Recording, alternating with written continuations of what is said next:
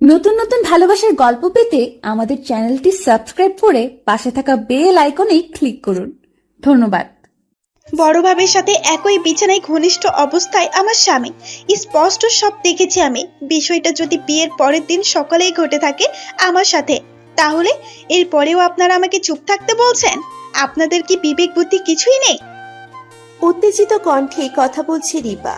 রিপা যখন উত্তেজিত হয়ে কথা বলে তখন তার কপালের রগগুলো ঈষৎ কালো হয়ে ফোলা দিয়ে ওঠে। এবারও তার ব্যতিক্রম হয়নি। রাগ যেন শিরায় শিরায় টকবক করছে।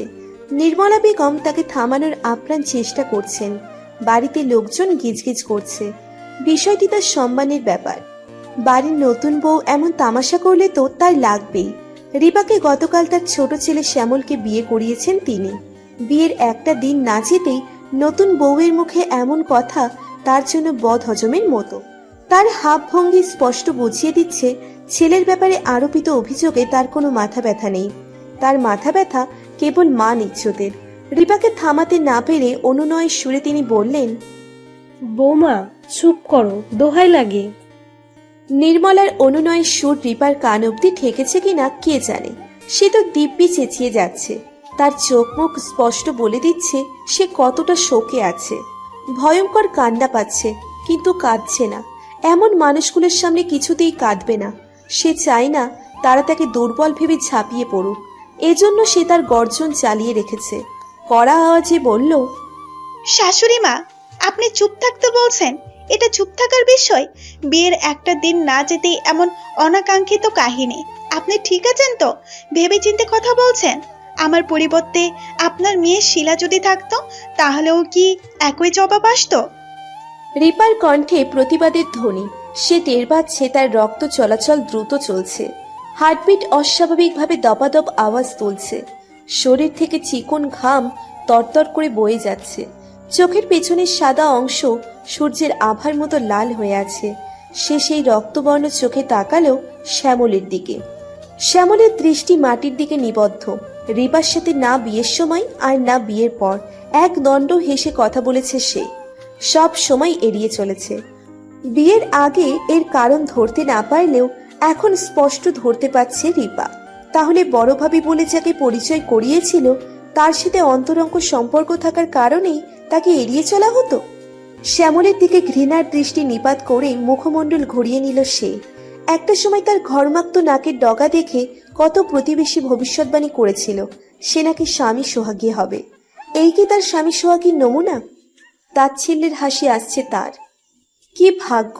সাদামাটা আর সহজ সরল দেখতে লোকটার ভেতরটা যে এমন হবে কল্পনায় আনেনি রিপা।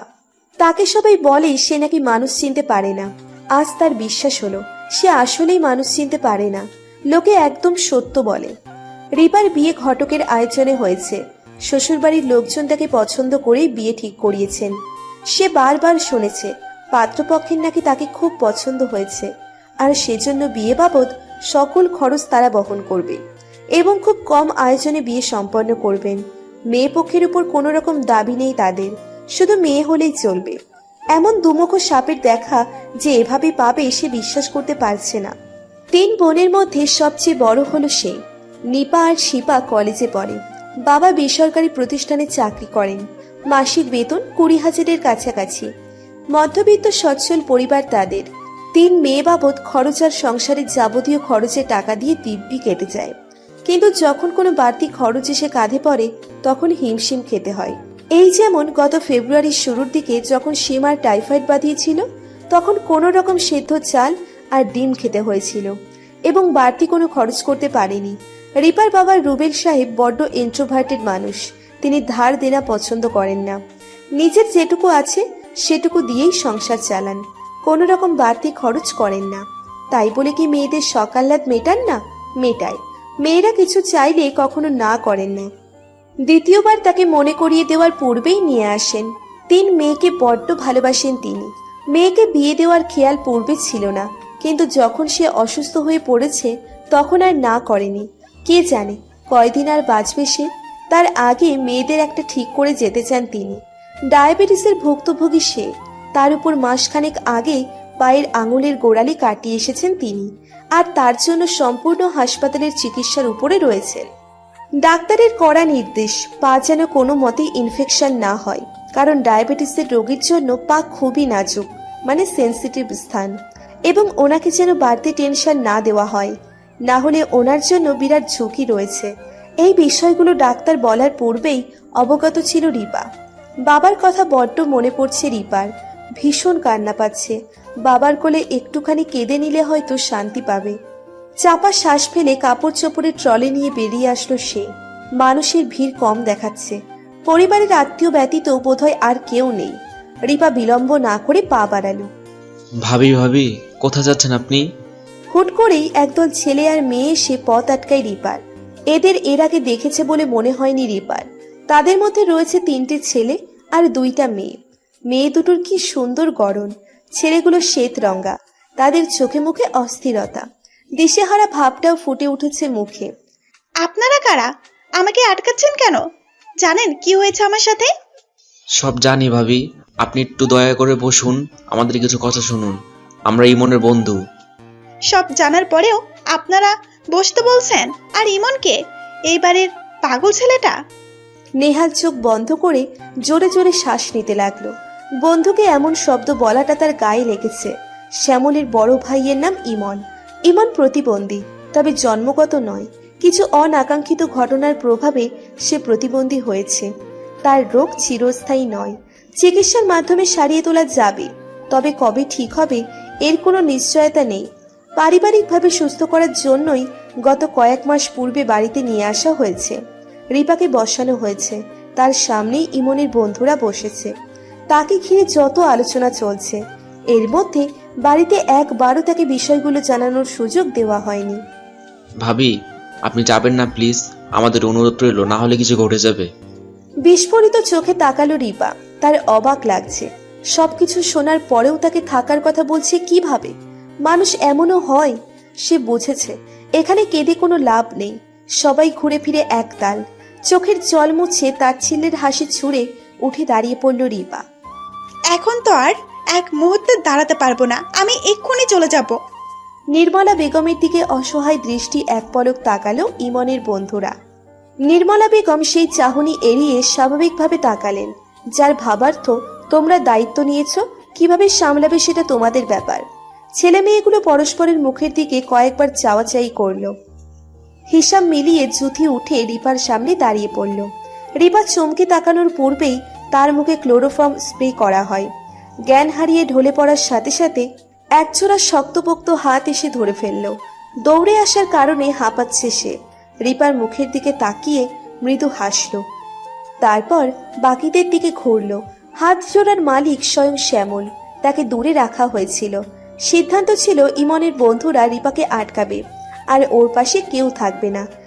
শ্যামল জানতো রিপাকে আটকানো যাবে না, এই মেয়ের পুরো বায়োডাটা জানা তার। রিপাকে ধরে ফেলতেই তালি বাজালো ইমন। 2 হাতে তালি বাজাচ্ছে আর খিলখিল করে হাসছে সে। কি মজা কি মজা, ভাইয়া বেবি ডল ক্যাচ ধরেছে, ইয়াপি। ভাবি ডল এবার আর যেতে পারবে না। ইমনের কণ্ঠ 5 বছরের বাচ্চার ন্যায় শোনাচ্ছে। নেহাত সে অসুস্থ, না হলে সবাই তার অদ্ভুত কর্মকাণ্ডে হাসত। নির্মলা বেগম ছলো ছলো নয়নে ছেলের দিকে তাকিয়ে রইল। মায়ের বুক পুড়ছে। কত হ্যান্ডসাম আর বুদ্ধিমান ছেলে ছিল তার। সব সময় গম্ভীর থাকতো, মুখে কদাচিৎ হাসি দেখা যেত। প্রয়োজনের অতিরিক্ত কোনো কথা বলতো না। তিনি সব সময় বলতেন, ও বাপ, তুই হাসছস না কেন? একটু হাস, আজ বলতে ইচ্ছা করছে। তুই হাসছিস না, যেমন থাকতে তেমন হয়ে যা। তার ছেলেকে না হাসলেই বড্ড সুন্দর লাগে। পৃথিবীতে কিছু মানুষ রয়েছে যাদের না হাসলে সুন্দর দেখায়। ইমন তেমন একজন, যাকে না হাসলে রাজপুত্রদের মতো দেখায়। না না, রাজপুত্ররা তো হাসে। সন্ধ্যা নেমেছে ইতিপূর্বেই। পক্ষীকুল নীড়ে ফিরে গিয়েছে। আশেপাশের পরিবেশ নিস্তব্ধ। রুমের মধ্যে জানালার পর্দা ভেদ করে বাতাস বইছে। বিছানায় রিপা জ্ঞানহীন পড়ে আছে। তাকে বিধ্বস্ত অবস্থায় ফেলে রাখা হয়েছে। শরীরের নাজেহাল দশা। বেশ কিছু সময় বাদে আধো আধো চোখে চারপাশে তাকালো রিপা। শরীর আর মাথা যন্ত্রণা করছে। ভালো মতো চোখ মেলতেও পারছে না। মনে হচ্ছে মাথায় 10 কেজি ওজনের বস্তা ফেলে রাখা। 2 হাতে মাথা আঁকড়ে ধরে বসে এদিক ওদিক তাকালো। নিজের দিকে তাকাতেই চোখ বড় করে ফেলল। কি হয়েছে অনুমান করতে সময় লাগলো না। ঘৃণার চোখ বন্ধ করে ফেলল। চোখের কোণ গড়িয়ে এক ফোঁটা অশ্রু গড়ালো। এভাবে কিছুক্ষণ থাকার মাঝেই দরজা ঠেলে প্রবেশ করলো নুহা। নুহা সম্পর্কে রিপার ভাবি। তার হাতে কিছু খাবার রয়েছে। তাকে দেখেই ঘৃণায় মুখ ফিরিয়ে নিল রিপা। মানুষ এত নির্লজ্জ বেহায়া হয় তা নুহাকে না দেখলে রিপাও জানতো না। ভাবি, আপনাকে এগুলো খেয়ে নিতে বলেছে। রিপা শক্ত গলায় বলল, এগুলো নিয়ে যান। খাবারের উপর রাগ করতে নেই, আপনার শরীর খারাপ করবে তো ভাবি, খেয়ে নিন। রিপা উচ্চস্বরে বলল, আমার শরীর খারাপ করলে কি তুই তোর শরীরের জ্বালা মিটিয়ে নেওয়া বন্ধ করবি? জি ভাবি, আপনি আমার সাথে মুখ খারাপ করে কথা বলছেন কেন? ন্যাকামি, তোর ন্যাকামি দেখে আমি না আমার কাপুরুষ স্বামী গল্পে তখন লজ্জা করে না? যখন পরপুরুষের কাছে যাস এখন লজ্জা লাগছে? কেমন মানুষ তুই? স্বামী অসুস্থ বলে অন্যের স্বামীর কাছে যাস, আবার আসে ছি বলে নাক ছিটকাতে। দেখুন ভাবি, আপনি আবার বেশি করছেন। না চিনে আমাকে যা নয় তাই বলছেন। নোহার অগ্নিশর্মার রূপে কোনো রূপ পরিবর্তন দেখা দিল না রিপার মধ্যে। সে তাচ্ছিল্যের হাসি ছুড়ে দিল। নোহা অপমানিত বোধ করল। খাবার প্লেটটা ধারাম করে ওর সামনে রাখলো। প্লেট রাখার সাথে ঝনঝন আওয়াজ হলো, যার রেস ধরে ঘরে আসলো শ্যামল। নোহা যা শোনাতে চেয়েছিল তার শোনানো হলো না। রিপা বিছানার চাদর টেনে শরীরে জড়িয়ে নিল। শ্যামলকে দেখতেই তার ঘেন্না লাগছে। শরীর কেমন ঘিন ঘিন করছে। কি হয়েছে? রিপা হুট করে চাদর সহ দাঁড়িয়ে গেল। রাগান্বিত স্বরে বলল, আমাকে অজ্ঞান করে এখানে আটকে রাখার কারণ কি? আর আমার সাথে কি করছেন আপনারা? আমার মা বাবা কই? রিপা ভীষণ বুদ্ধিমতী মেয়ে। ক্লোরোফর্ম তার নাকের নিকট নিয়ে আসতেই সে চিনে ফেলেছিল। ল্যাবরেটরিতে বহুবার এটা নিয়ে কাজ করেছিল সে ধরে নিয়েছে তাকে অজ্ঞান করে আটকে উল্টোপাল্টা কিছু করা হয়েছে তার সাথে। শ্যামল বাম ভ্রু উঁচিয়ে ঠোঁটে কুৎসিত হাসি ফুটিয়ে বলল, বাহ, বেশ বুদ্ধি তো।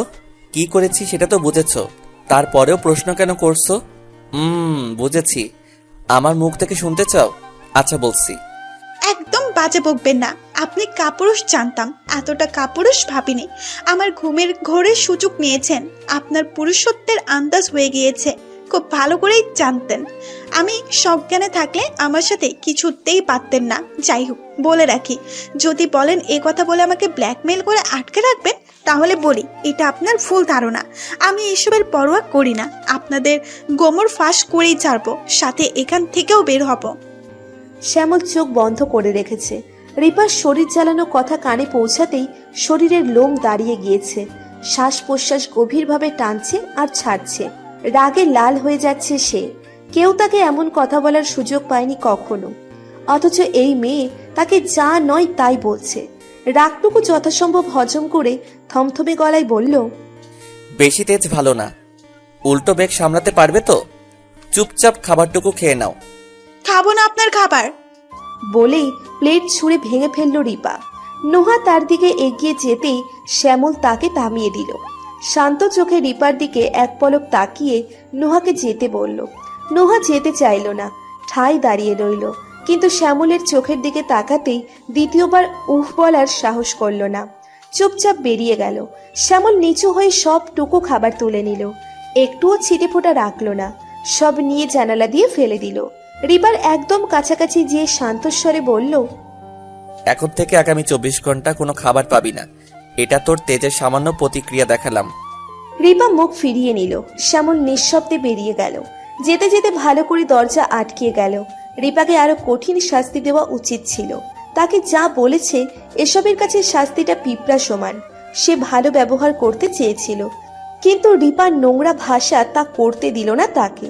তিক্ত মেজাজে বেরোতেই ডাইনিং রুমে মায়ের মুখোমুখি হতে হলো। নির্মলা বেগম পানে চুন লাগাচ্ছিলেন। শ্যামলকে দেখে তড়িঘড়ি পান মুখে দিতে দিতে বললেন, হ্যাঁ রে, কি হয়েছে? ঝামেলা করে নয় তো? ইমনের বন্ধুদের একবার আসতে বলবি না নাকি? কোনো দরকার নেই। প্রতি কথায় ওদের কেন ডাকতে হবে? তাহলে আমাকে আর কি দরকার? আহা, রেগে যাচ্ছিস কেন? মেয়ের বাপ বারবার ফোন দিয়ে জ্বালাইতেছে, বলতেছে ফেরানা কইরা বিয়ের পরের দিন হানিমুনে গেছে কেন? আরেকদিন পরে গেলে কি হতো? একবার তার সাথে কথা বলিয়ে দিতে। আমি এ কথা ও কথা বলে বোঝাতে বোঝাতে ক্লান্ত হয়ে গেছি। তাই বলছিলাম একবার কোনো রকমে যদি ওরে দিয়ে কথা বলাইতে পারোস তাহলে টেনশনে থাকবে না। আমি ক্লান্ত মিথ্যে বলতে বলতে। শ্যামল কথা বলল না, ঠান্ডা মাথায় চিন্তা করতে লাগলো। তার ধ্যান ভেঙে গেল কাচের জিনিস ভেঙে যাওয়ার চোরমার শব্দে। মায়ের পেছন পেছন সেও দৌড়ে দেখল ইমন ফুলদানি ভেঙে ফেলেছে। তার সামনে খাবারের প্লেট নিয়ে ঘুরছে নোহা। খাবে না সে, জেদ ধরেছে। শ্যামল ধমকের স্বরে বলল, খাবে না কেন? খাবারে কি হয়েছে? খাবার তোমার কোন পাকা ধানে মই দিয়েছে? চিনো না আমাকে, বুঝেছো? 10 দিনও খাবার দিব না। ইমন তার ধমকের পাত্তা দিল না, উল্টে আরো অস্বাভাবিক হয়ে উঠল। আরো একটা ফুলদানি ভেঙে ফেলল। খাবো না, খাবো না, ভাবি ডল ছাড়া খাবো না, ভাবি ডলের সাথে খাবো। শ্যামল রেগে গেল। তার দিকে তেড়ে যেতেই নির্মলা বেগম থামিয়ে দিলেন। অগত্যা রাগ দেখিয়ে ইমনের খাবারগুলো কেড়ে নিয়ে ফেলে দিল। ওকেও খাবার দিবে না সে। দেখবে কি করে আজ না খেয়ে থাকে। তেজ দেখাচ্ছে তার সাথে, সেও দেখবে। তাকেও খাবার না দেওয়ার কঠিন ফরমাইশ দিয়ে হনহন করে বেরিয়ে গেলেন। রক্তিম চোখে তার যাওয়ার দিকে তাকিয়ে রইল ইমন। নির্মলা বেগম বুঝে গিয়েছেন তার ছেলে রেগে গিয়েছে, এখন নিশ্চয়ই ভাঙচুর করবে। তিনি নুহাকে ইশারায় নিয়ে আসতে বলে ছেলেকে একথা সে কথা বলে মনোযোগ ভ্রষ্ট করার চাইলেন। ইমন চোখের পলক ফেলছে না, ইতিমধ্যে চোখে পানি জমে গিয়েছে। রাগে কথা বের হচ্ছে না মুখ দিয়ে। মাকে ঝটকা মেরে সরিয়ে কাচের কাপ ঠাস করে মেঝেতে ফেলল। দ্বিতীয়বার অন্য কিছু ফেলার পূর্বেই মিউ মিউ আওয়াজ করে ডাকতে ডাকতে রুমে প্রবেশ করলো বারবিডল। বারবিডল বিড়ালের নাম। এই বিড়াল ছাড়া থাকতে পারে না ইমন। এর বিশেষ কারণ রয়েছে। বিড়ালটি ইমন ভক্ত। ইমনের যেমন বিড়ালের প্রতি টান, ঠিক তার উল্টো শ্যামল। বিড়ালে তার অ্যালার্জি। বিড়াল তার আশেপাশে গেলেই সে অনবরত হাঁচি দিতে থাকে। আর এই বিড়ালটি তার চরম শত্রু। এর আগেও একবার ওকে মেরে ফেলার জন্য বের করে পাঠিয়ে দিয়েছিল। তখন বারবিডলকে না পেয়ে অসুস্থ হয়ে পড়েছিল ইমন। কোনো ধরনের ঔষধ নিতে চায়নি, কোনো কিছুতেই শান্ত থাকতো না। তারপর উল্টোমুখ সে বিড়ালের খোঁজে গিয়েছিল শ্যামল। ভাগ্যবশত বিড়ালটি জীবিত ছিল। আর এই বিড়ালের সাথে বোধহয় শ্যামলের শত্রুতা রয়েছে, কারণ বিড়ালটি তার একদম কাছে ঘেঁষে না। তাকে স্পর্শ করতে আসলেই আঁচড় দিতে চায়। আজও তাকে আঁচড় দিতে চেষ্টা করেছিল, সেজন্যই ওকে স্টোর রুমে আটকে রাখা হয়েছিল। খাবার প্লেট আর বিড়ালটিকে রেখে বেরিয়ে যায় নুহা, কারণ এখন তাকে শ্যামলকে সামলাতে হবে। কোনো মতেই শ্যামলকে জানতে দেওয়া যাবে না তার আদেশ অমান্য করা হয়েছে। নির্মলা বেগম প্লেট হাতে নিলেন খাইয়ে দেওয়ার জন্য। তখনই তাকে সাফ না করে দেয় ইমন। সঙ্গে এও বলে দেয় যে নির্মলা বেগম থাকলে সে খাবে না। অনেকবার চেষ্টা করে ক্ষান্ত হয়ে চলে গেলেন তিনি। নির্মলা চলে যেতেই প্লেট নিয়ে চুপি চুপি পা ফেলে বেরিয়ে যায় ইমন। উদ্দেশ্য রিপাকে যেখানে আটকে রাখা হয়েছে সেখানে যাওয়ার। বিনা আওয়াজে খুবই সন্তর্পণে দরজা ধীরে ধীরে খুলে ফেলল সে। চুপি চুপি রুমে ঢুকে দরজা ভিড়িয়ে দিল। তার পেছন পেছন বারবিডলও প্রবেশ করেছে। রিপা ওয়ালে হেলান দিয়ে কাঁদছে। সারাদিন না খেয়ে থাকার ফলস্বরূপ শরীরটা নেতিয়ে পড়েছে। তার মাথায় একই প্রশ্ন চলছে, তাকে এভাবে আটকে রাখার কারণ কি? তখনই কক্ষে অন্য কারো উপস্থিতি টের পেয়ে চোখ তুলে তাকালো সে। মুহূর্তেই রুমে অচেনা পুরুষকে দেখে নড়ে চলে যায়। হাতে প্লেট নিয়ে তার সামনে দাঁড়িয়ে আছে ইমন। রিপা বলল, আপনি আপনি এখানে কেন এসেছেন? আমি বলেছি না খাবো না। তার কথা বারবার জড়িয়ে যাচ্ছে, শরীরে বেশ জোর নেই। ইমন তার পাশ ঘেঁষে বসে মলিন মুখে বলল, তুমি কাঁদছো কেন? তোমাকে মেরেছে না? আমাকেও মারে, ভাইয়া না রাখলে। তুমি ভাইয়া বলে দাওনি কেন? তাহলে তো আর এত মারতো না। থাক, কেঁদো না। রিপা যা বলতে উদ্ভূত হয়েছিল তা আর বলল না। নিজেকে যথাসম্ভব শান্ত করতে লাগলো। এ ছেলে তো পাগল, অযথা ওর উপর না আবার রাগ দেখিয়ে দেয়। রিপার একটা স্বভাব রয়েছে, সে নিজের রাগ কখনো অন্যের উপর দেখায় না, যার রাগ তার সাথেই মেটায়। আচ্ছা, আর কেঁদো না, আমি বকে দিব।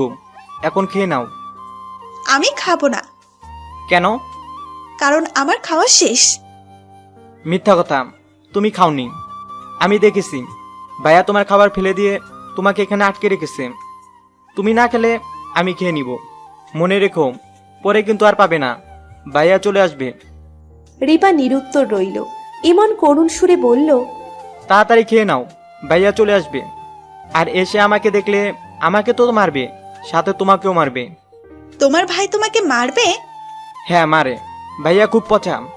জানো, আমাকে না মাঝে মাঝে অন্ধকার ঘরে নিয়ে তেলাপোকা আর ইঁদুরের সাথে আটকে রাখে।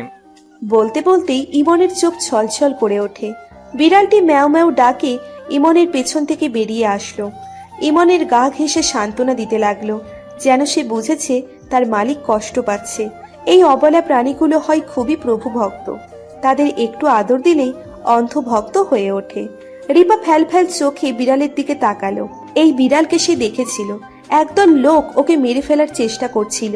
ঠিক তখনই সে ওই রাস্তা দিয়ে যাচ্ছিল।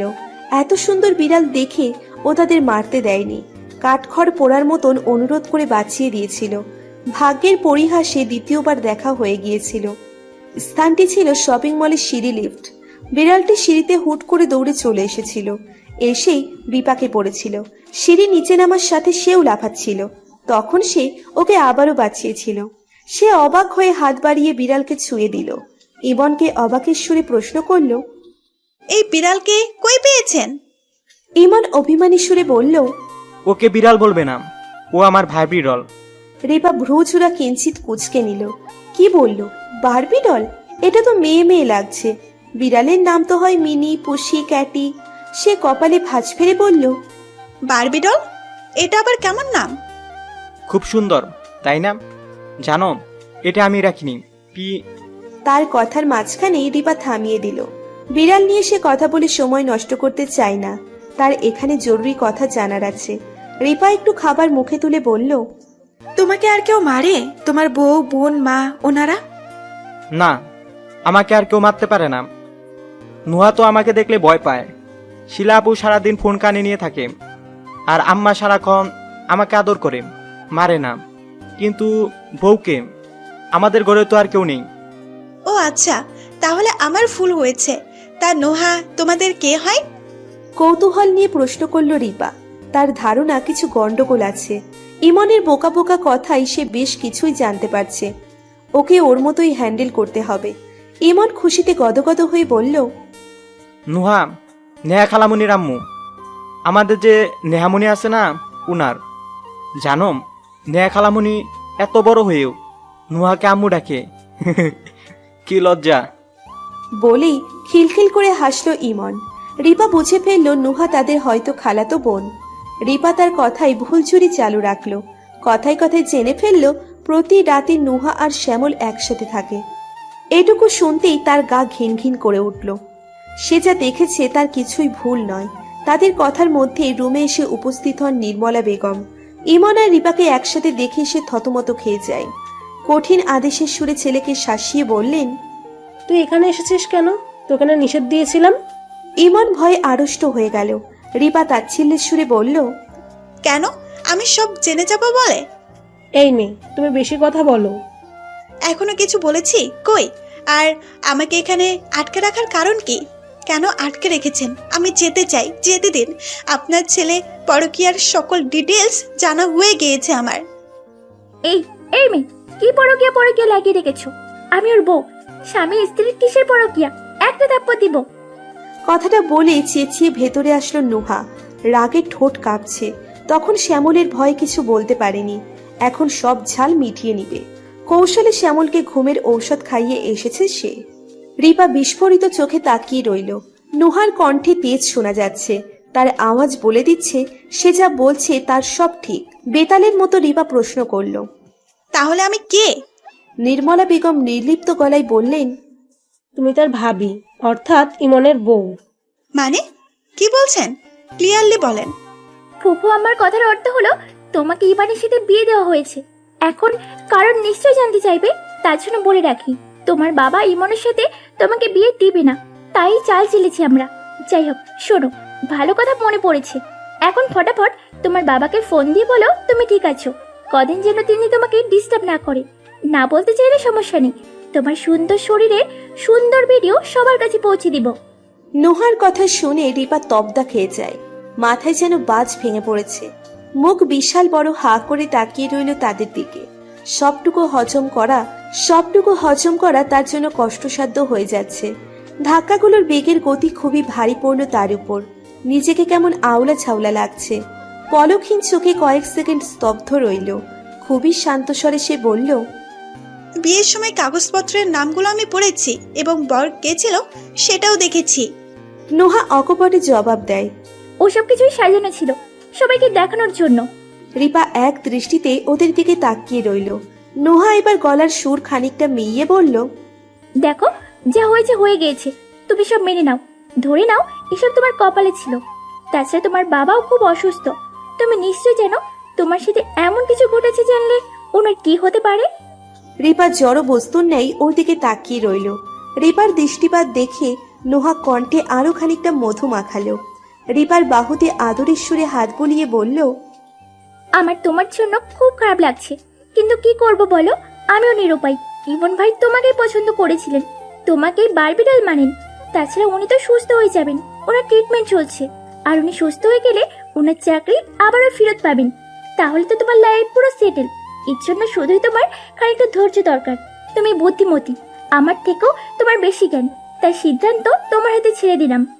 রিপা এবারও কোনো পরিবর্তন দেখালো না, সে শুধু তাকিয়ে রয়েছে। নির্মলা বেগম খাবারের প্লেট নিয়ে এসে রিপার মুখের সামনে ধরে বললেন, ছেলেটা আমার প্রাণ রে মা। তার অসুস্থতা আমাকে স্বার্থপর বানিয়ে দিয়েছিল, তাই তোমার দিকটা দেখতে পাইনি। স্বার্থপর মা হয়ে গিয়েছিলাম।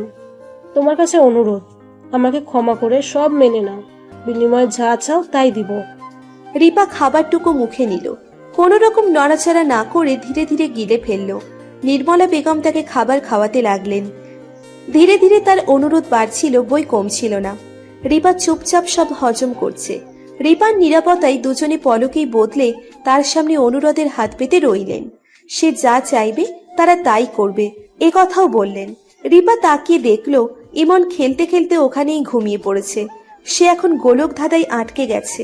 নোহা আলমারি থেকে ভালো একটা সেট সুতি জামা নিয়ে এসে তাকে ফ্রেশ হয়ে নিতে বলল। রিপা কোনো রকম রিয়াক্ট না করে ফ্রেশ হয়ে নিল।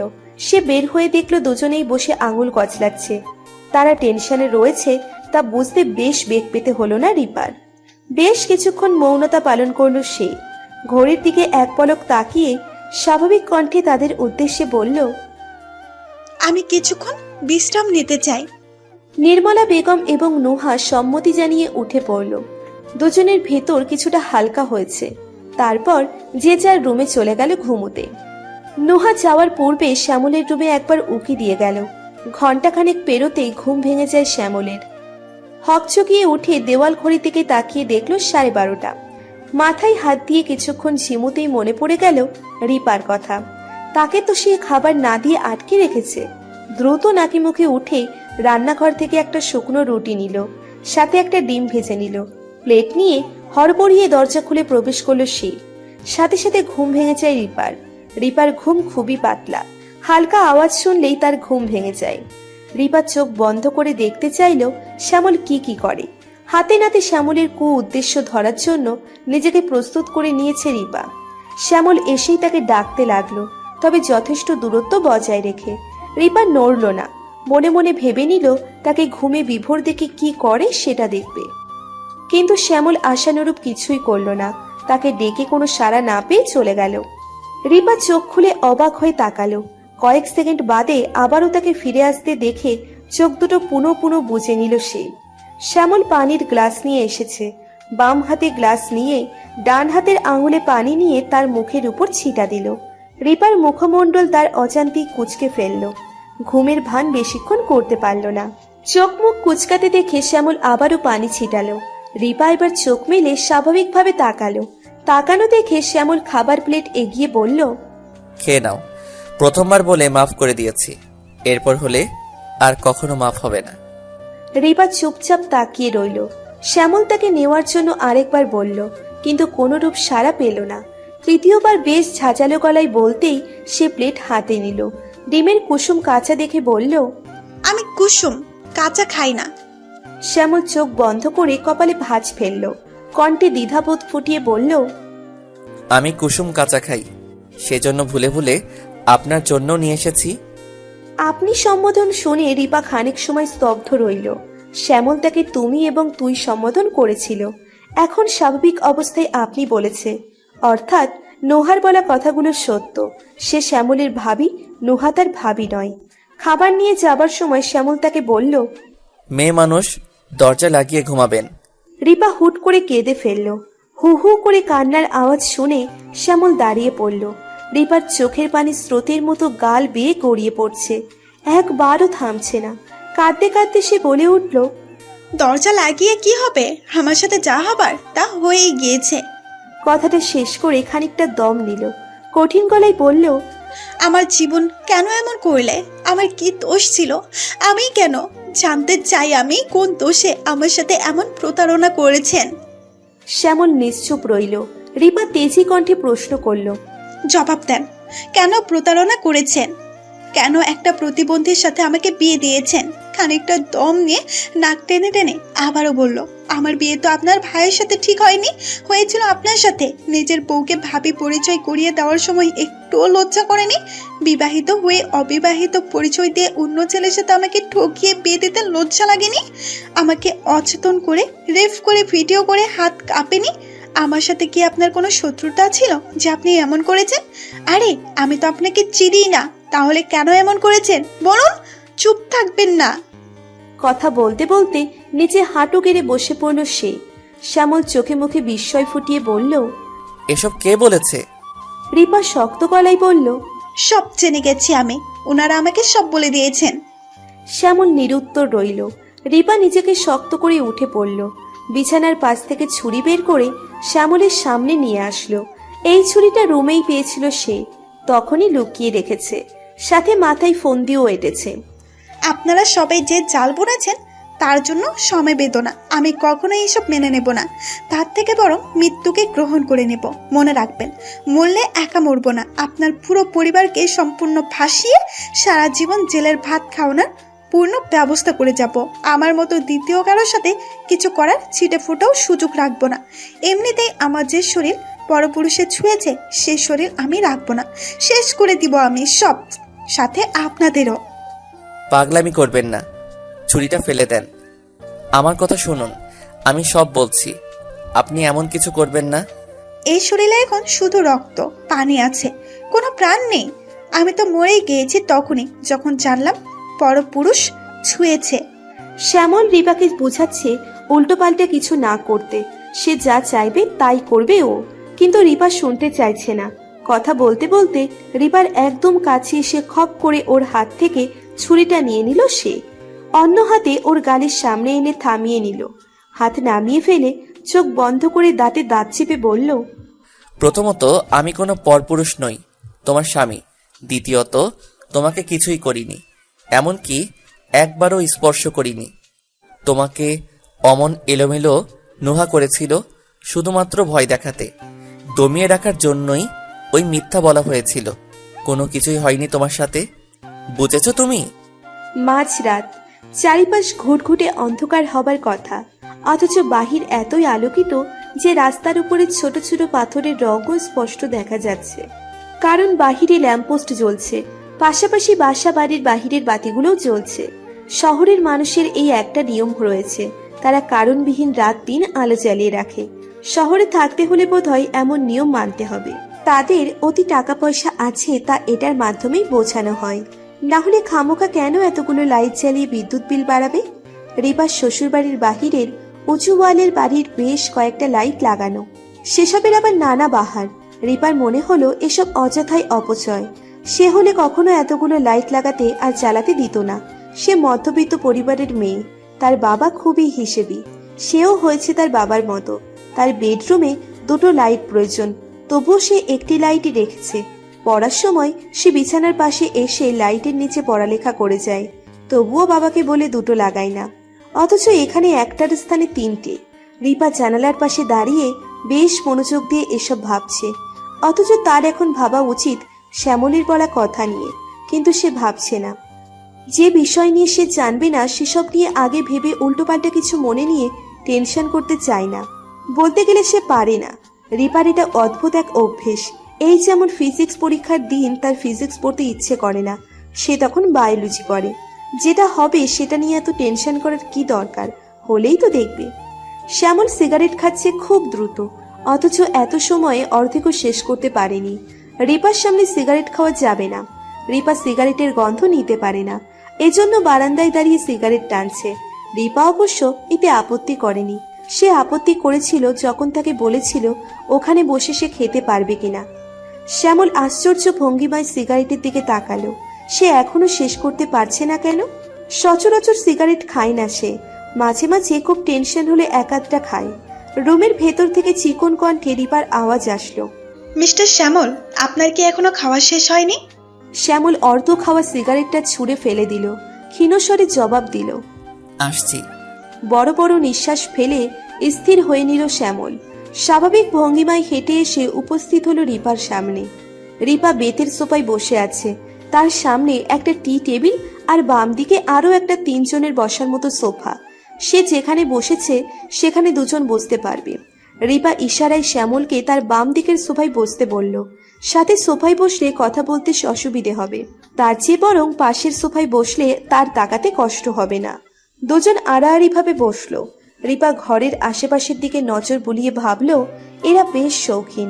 শ্যামলের মৌনতা দেখে সে সহজ গলায় বলে, আপনার একটু সময় কি এখনো শেষ হয়নি?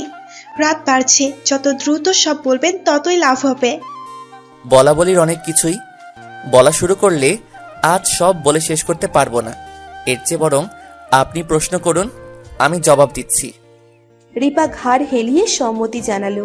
জিহ্বা দিয়ে ঠোঁট ভিজিয়ে বলল, ঠিক আছে, প্রথম প্রশ্ন, আমার স্বামীকে যদি আপনি হয়ে থাকেন তাহলে মিস নোহা আর আপনার মা কেন বললো ওসব সাজানো এবং আমার বিয়ে আপনার ভাইয়ের সাথে হয়েছে? আপনার স্বামী মোহাম্মদ নিলয় আলমগীর শ্যামল, অর্থাৎ আমি। দ্বিতীয়ত নুহা এবং আম্মা আপনাকে যা বলেছেন সেসব মিথ্যা, আবার সত্য। রিপা ভ্রু যুগল কুঁচকাল। শ্যামলের কথা তার বোধগম্য হচ্ছে না। কপালে 3 ভাঁজ ফেলে বলে, মিথ্যা আবার সত্য, এর অর্থ কি? কথা না পেঁচিয়ে সোজাসুজি বলেন। কথাগুলো বাস্তবিকভাবে মিথ্যা, তবে তাদের জন্য সত্য। আপনার সাথে যে ছলনার বিয়ে হয়েছিল সেটা তাদের জন্য ছলনা ছিল। বাস্তবে আমি আপনাকে সত্যিকার অর্থেই বিয়ে করেছি। তাদের প্ল্যান মতো সব করেছি, শুধু মাঝেই নকল বিয়ের স্থানে আসল বিয়ে করে ফেলেছি। রিপার কপালে ভাঁজ সরল না, বরং আরো দৃঢ় হলো। কথাবার্তার আগামাথা না বুঝলে তার এমন প্রতিক্রিয়া হয়। মাঝে মাঝে মাথা চুলকায়। শ্যামলের কথার আগামাথা কিছুই খুঁজে পাচ্ছে না দেখে চোখগুলো ছোট করে তাকালো। শ্যামলের হাসি পেল, কিন্তু সে হাসলো না। হাসি আসলে সবসময় হাসা যায় না, কিছু স্থানে তা সংবরণ করতে হয়। এখন হাসার অর্থ হলো সে সব মিথ্যে বলছে বা রিপাকে নিয়ে মজা করছে। তাই সে হাসলো না, বরং সহজ ভাষায় বলল, আপনি হয়তো কিছু বুঝতে পারছেন না, বোঝার কথাও নয়। যেহেতু আপনি কিছুই জানেন না, আমি বলছি শুনুন। আপনার সামনে এত সময় যেসব উপস্থাপন করা হয়েছিল সবকিছু একটা চক্রান্ত ছিল। চক্রান্ত হলো আমাকে দেখিয়ে ভাইয়ের সাথে বিয়ে দেওয়া হবে, তারপর আমার চরিত্র খারাপ প্রমাণ করে আপনাকে ভাইয়ের প্রতি দুর্বল করা হবে। ভাইয়ের প্রতি দুর্বল হলে তখন বলা হবে আপনাকে বাস্তবে ভাই বিয়ে করেছেন, তখন আর সমস্যা হবে না, কারণ ভাইয়ের প্রতি তো আপনার টান চলে আসবে। এসব কিছু একটা চক্রান্ত ছিল। এই চক্রান্ত করার কারণ হলো আপনাকে কখনো ভাইয়ের সাথে বিয়ে দিবে না আপনার পরিবার। এর শুধুমাত্র কারণ ভাই মানসিক অসুস্থ, সেটা নয়। তার কারণ ভাইয়ের প্রথম বিয়ে, যার জন্য আমার ভাইয়ের এই অবস্থা। আপনার স্থানে অন্য কোনো মেয়ে হতে পারত। আপনি কেন? এমন একটা প্রশ্ন হয়তো আপনার মাথায় এসেছে। তার উত্তর হলো ভাইয়ের বিড়ালকে যে বাঁচিয়েছে তার সাথেই যেন ভাইয়ের বিয়ে হয়, এই উক্তিটি। রিপার কপালে আবার চিন্তার ভাঁজ দেখা দিল। শ্যামলের ঠোঁট নাড়া বন্ধ দেখে সে দ্রুত বলে, সব ঠিকঠাক বলে শেষে আবার প্যাঁচ লাগালেন কেন? আপনার ভাইয়ের প্রথম স্ত্রী মানে উনি কি বিবাহিত ছিলেন? তাহলে ওনার স্ত্রীকে মিস নোহা নিশ্চয়ই নয়। অন্য কেউ হলে সে কই? তার কি হয়েছে? আর উক্তিটি মানে এই উক্তিটি কার? কে বলেছে এসব? খোলাসা করে বলেন। জি, আমার ভাই বিবাহিত, তবে বিপত্নিক। ভাবি মারা গিয়েছেন গত বছরের শেষের দিকে। ভাবির আকস্মিক মৃত্যু সহজ হলো না ভাইয়ের জন্য। মানসিক চাপ নিতে না পেরে তিনি মানসিক ভারসাম্য হারিয়ে ফেলেছেন। বারবি ডল নামে আমার ভাবিকে ভাই ডাকত, কারণ ভাবি দেখতে হুবহু বারবি ডলের মতো ছিল। বিড়ালটাও ভাবির। আর উক্তিটি হলো আমাদের পরিবারের বিখ্যাত সরি কুখ্যাত পীর সাহেবের, যার জন্য মারা গিয়েছেন আমার পরীর মতো ভাবি। এই পীর সাহেব হলেন আমাদের পরিবার ধ্বংস করার নষ্টের মূল, যাকে সাধ্যে থাকলে গলা টিপে মেরে ফেলতে দুদণ্ড ভাবতাম না। কথা বলতে বলতে শ্যামলের চোখ মুখ শক্ত হয়ে গেল, কপালের রগ ফুলে ভাসমান হলো। শ্যামল যখন এই পীর সাহেবের কথা মুখে আনে তখন তার চোখ মুখ এমন হয়ে যায় যেন তার জীবনের সবচেয়ে বড় শত্রু হলো তিনি। রিপা এখনো হতভম্ব হয়ে আছে, সে এখনো পুরোপুরি কিছুই বুঝে ওঠেনি। মাথাটা ঘোলাটে লাগছে, এই শ্যামল লোকটা এমন ঘুরিয়ে পিছিয়ে কথা বলে কেন? সহজ করে বলতেই তো সে সব বুঝে যায়। বিরক্ত লাগছে শ্যামলের কর্মকাণ্ড। মানুষ অদ্ভুত, সোজা ভাত খাবে না, হাত ঘুরিয়ে উল্টিয়ে খেতে চাইবে। এমনিতেই গত কয়েকদিন যাবৎ কি হচ্ছে সে কিছুই ঠিকমতো বুঝে উঠতে পারছে না। বিরক্ত ভাবটা ঝেড়ে ফেলে কৌতূহল নিয়ে এসে শ্যামলকে প্রশ্ন করলো, এই পীর সাহেবকে আর উনি বা কি করেছেন, সবকিছু বিস্তারিত বলুন। শ্যামল ফোঁস করে নিঃশ্বাস ছাড়ল। বোঝাই যাচ্ছে এই বিষয় নিয়ে কথা বলতে সে অনিচ্ছুক, কিন্তু অনীহা থাকলে কি হবে, তাকে তো বলতে হবে। প্রায়ই দৈনন্দিন জীবনে অনিচ্ছুক জিনিস নিয়েও চর্চা করতে হয়, সেসব হয় বাধ্যতামূলক। শ্যামলের জন্যও বাধ্যতামূলক। কিছু সময় চুপ থাকলো, দীর্ঘশ্বাস ছেড়ে বলল, পীর সাহেব এক কলুষিত ব্যক্তির নাম, যার দখলে আমার পরিবার। আমরা হলাম তার হাতের পুতুল। তিনি যেমন চান তেমন নাচান, আমরাও তালে তালে নাচি। কদিন পর তুমিও নাচবে। রেবা ভ্রু কুচকে তাকালো। সেও নাচবে মানে? তার কি আর খেয়ে দিয়ে কাজ নেই, অন্যের কথায় চলবে? সে রিপা, তার নিজের যথেষ্ট বুদ্ধি আছে, সে কখনো অন্যের কথা ধরে চলবে না। দরকার পড়লে দুনিয়া উল্টে ফেলবে, তাতে কার কি? শ্যামল গলা নামালো, ধীর আওয়াজে বলল, নাচতে না চাইলেও তিনি নাচাবেন।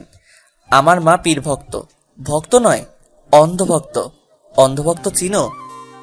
যারা সম্পূর্ণ স্বরবর্ণ না জেনে শুধুমাত্র অ আ জেনে লাফায়, হুদায় চিল্লাফাল্লা করে, তাদের কি অন্ধভক্ত বলে। উনার মতে পীর সাহেব যদি হাঁচি দেন সেটারও কারণ থাকে। তিনি যদি বলে পানিতে ডুব দিয়ে নিঃশ্বাস আটকে বসে থাকতে, তাহলে মা সঙ্গে সঙ্গে তা করে ফেলবেন।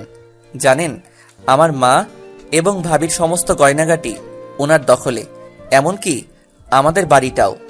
রিপা বিস্ফোরিত চোখে তাকালো। এ যুগেও এমন মানুষ হয়? হয় হয়, না হলে তার শাশুড়ি দেখা কি করে পেত? কিন্তু মানুষ এই লেভেলের অন্ধভক্ত হয়? কৌতূহলের সুরে প্রশ্ন করে, আপনার মা কি এত অবুঝ? ঘরবাড়ি অন্যের নামে লিখে দিয়েছেন, কিন্তু কেন? নিশ্চয়ই কোনো কারণ আছে, তাই না? রিপার মতে কারো অন্ধবিশ্বাসের পিছনে জোরালো কারণ থাকে। এমনি এমনি কেউ কাউকে এত বিশ্বাস করে না। নিশ্চয়ই হৃদয় নিংড়ানো কিছু একটা আছে, সেজন্যই তার মায়ের এত ভরসা। তাবিজে তার বিলকুল বিশ্বাস নেই, তো এটা স্বাভাবিক যে কোনো তাবিজ খাবিজ করে বশ করেনি, বরং তার মায়ের মনে বিশাল জায়গা করে নিয়েছে, তার জন্য এত বিশ্বাস। শ্যামলের মুখে অন্ধকার নেমে এলো। নিশ্চয়ই কোনো দুর্বিষহ স্মৃতি মনে পড়েছে।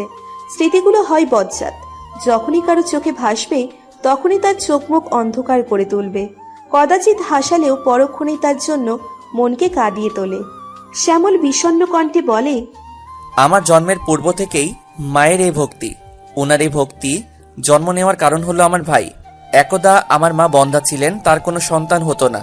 তখন শরণাপন্ন হন এই পীর বাবার। ওনার বিধিনিষেধ মেনে চলার পরের বছরই জন্ম হয় আমার ভাইয়ের।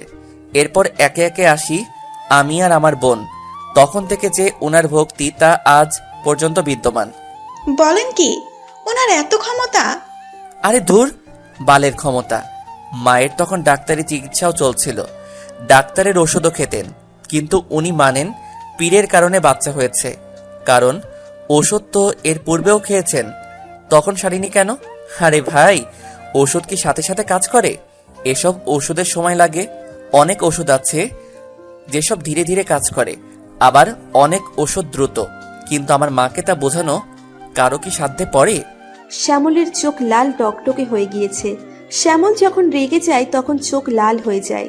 প্রত্যেক মানুষের রাগ প্রকাশের আলাদা আলাদা ভঙ্গিমা রয়েছে। শ্যামলের রাগ প্রকাশের ভঙ্গিমা এমন, সে শান্ত থাকে, চোখ মুখ লাল হয়ে যায়, কখনো ভাঙচুর করে না বা অন্যের উপর রাগ দেখায় না। নিজের ভেতর চেপে রেখে খুবই সহজ ভঙ্গিমায় অন্যের সহিত কথা বলবে। রিপা কথা ঘোরালো। এই প্রসঙ্গ থেকে তার ভিতর নুহার প্রসঙ্গের কথা বলা জরুরি মনে হচ্ছে।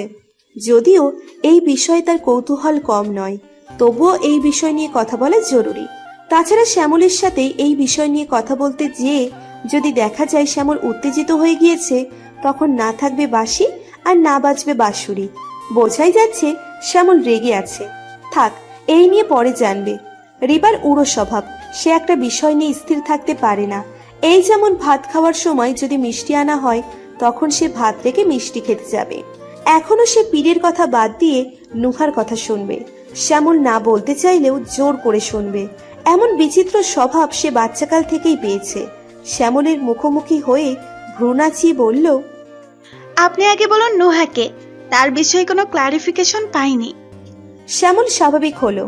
রাগ সহজেই নিয়ন্ত্রণ করতে পারে সে। হুটহাট যেমন রেগে যায়, ঠিক তেমন হুটহাট শান্ত হয়ে যায়। গণনা করলে দেখা যাবে এমন লোকের সংখ্যা বেশি। খুবই কম লোক হয় যাদের রাগ দীর্ঘস্থায়ী হয়। শ্যামল তাদের কাতারে পড়ে না, সে অন্যদের মতো। রিপার কৌতূহল আর সন্দেহ দেখে তার চোখে মুখে পরিবর্তন এলো না, বরং না দেখলে পরিবর্তন আসতো।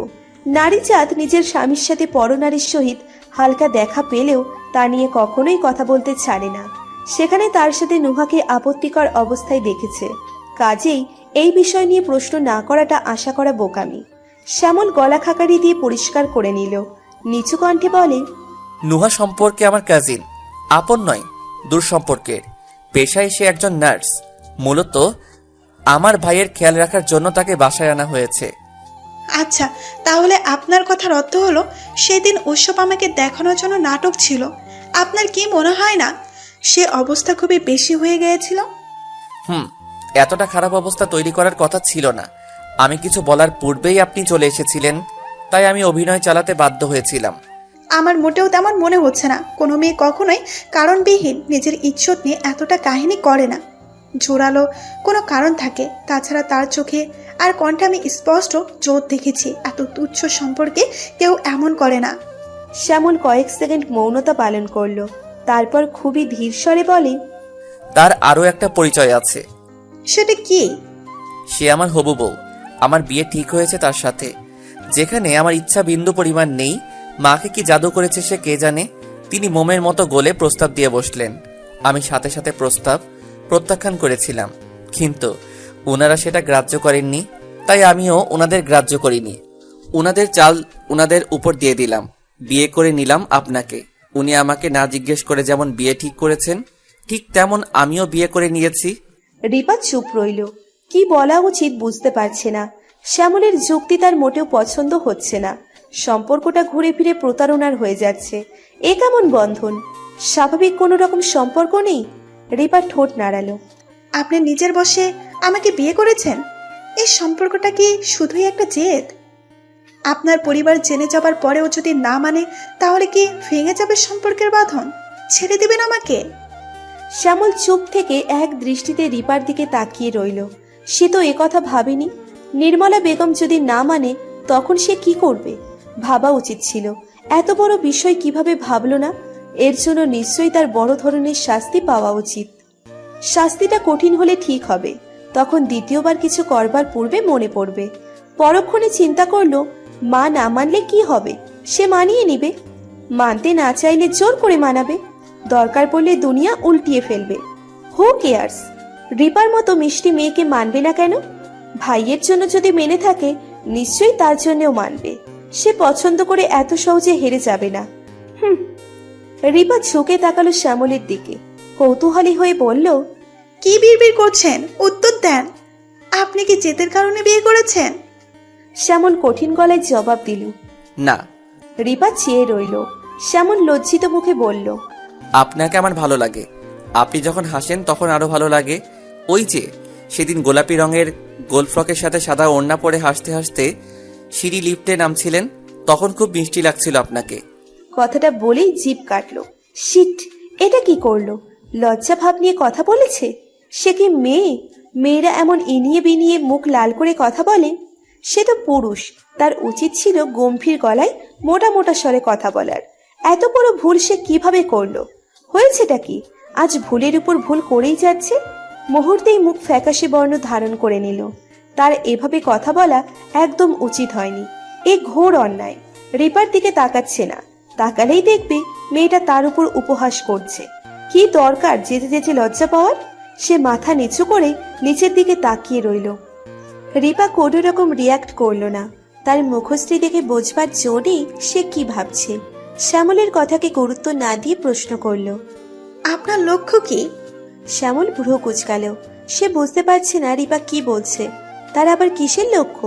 মেয়েটা বোধহয় আধা পাগল টাগল হয়ে গিয়েছে, তাই হাবিজাবি বলছে। সে জোর গলায় বলল, আমার কোনো লক্ষ্য ফক্ষ্য নেই। আপনাকে সত্যি ভালো লাগে আমার, সেটাই বলেছি। আরে ধুর, আমি বলতে চাইছি কোন উদ্দেশ্যে আমাকে সব বলছেন, অর্থাৎ আমাকে দিয়ে কি করাতে চান?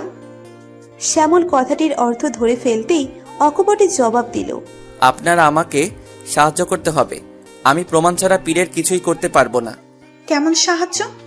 শ্যামল সিরিয়াস ভঙ্গিতে হাত নাড়িয়ে বলা শুরু করলো, প্রথমত আমাদের খুবই সাবধান থাকতে হবে, না হলে গতবারের মতো মা আমাকে অবিশ্বাস করে অন্য কোথাও শিফট করবে।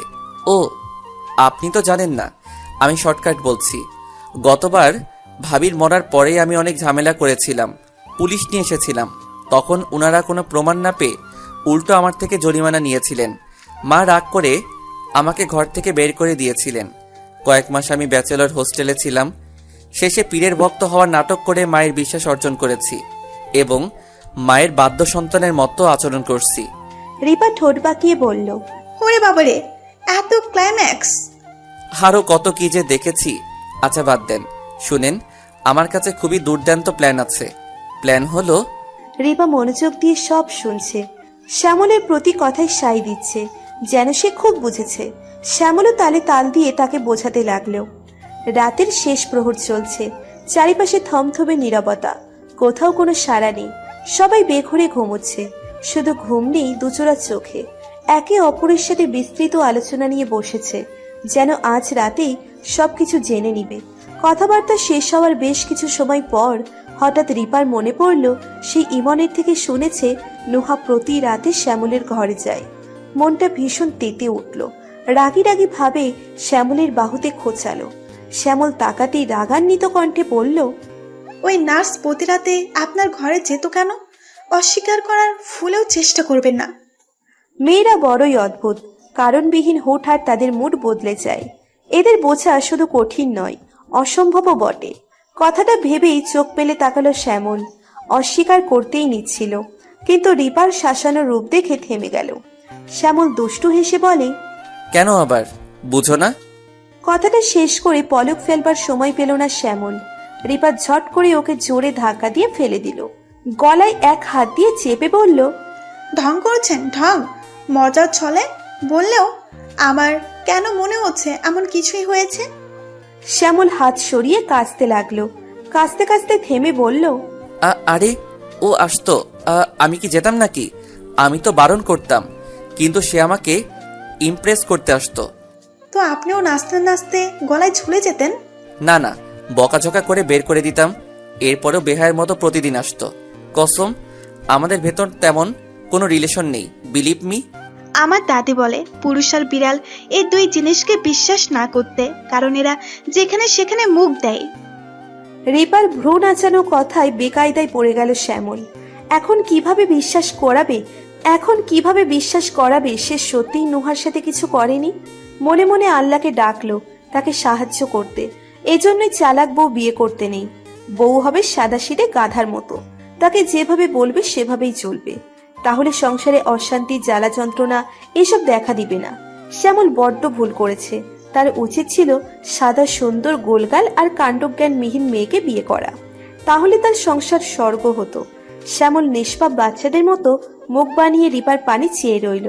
রিপা তার কাছের থেকে সরতে সরতে বলল, সময় শেষ হয়নি, এখনো অনেক সময় রয়েছে। কখনো যদি কানে আসে আপনাদের মধ্যে কিছু ছিল, মনে রাখবেন সেদিন আপনার জীবনের শেষ দিন করে ছাড়বো। সাবধান করে দিলাম, ভালো হয়ে যান। শ্যামল ফোঁস করে নিঃশ্বাস ছাড়ল। তার মনে হচ্ছে এতক্ষণ তার মাথার উপর বস্তা, না বস্তার পুরো গোডাউন ছিল। স্বস্তির নিঃশ্বাস পেলে সোজা হয়ে বসল। আপাতত সবকিছু ঠিক হয়েছে। নিজেকে ধাতস্থ করে শাসালো নুহা থেকে তাকে দূরে থাকতে হবে। শুধু দূরে নয়, মহা দূরে। না হলে কখন কোন কেলেঙ্কারি ঘটবে কে জানে। মেয়েরা হলো অ্যাটম বোম, এরা তুচ্ছ কারণেও ফেটে যায়। পুরুষদের খুবই সাবধানে থাকতে হবে, না হলে পলকেই ছারখার হয়ে যাবে। ভেবেই লম্বা নিঃশ্বাস ফেলল শ্যামল। চৈত্র মাস, চারপাশে রোদের উত্তাপে গরম হয়ে আছে। ঘর থেকে পা ফেলতেই মনে হচ্ছে চামড়া জ্বলে যাচ্ছে। এই অতিরিক্ত গরমের কারণ কি? চারিদিকে গাছপালা কেটে ফেলায় এত গরম পড়ছে, নাকি জ্বালানি হতে নির্গত কার্বন মনোঅক্সাইডের প্রভাবে? শ্যামল ভ্রু কুঁচকে ভাবছে।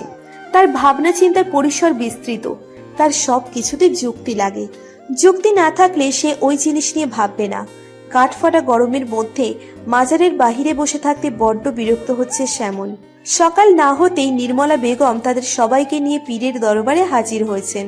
উদ্দেশ্য হলো রিপার জন্য পীরের আশীর্বাদ। এই পীর সাহেবের আগে কিছুই ছিল না, অথচ এখন কত কি! তার সেবায় 5-6 জন নিয়োজিত। তার উপর সে বিশাল এক মাজার বানিয়েছে। রাস্তা দিয়ে যে পথচারী যায়, সে এসে কিছুক্ষণ কান্নাকাটি করে কতগুলো চকচকে নোট দান বাক্সে ঢুকিয়ে যায়। শ্যামল ভীষণ চিন্তিত। এ লোকের তো বিরাট ধান্দা হয়েছে। খুবই জোরালো প্রমাণ না পেলে এসব অন্ধভক্ত তাড়ানো তার জন্য কঠিন হয়ে পড়বে। রিপা ইমনের দ্বিতীয় স্ত্রী সেজে পীরের এক কক্ষে বসে আছে। নিখুঁতভাবে সে অভিনয় করে যাচ্ছে।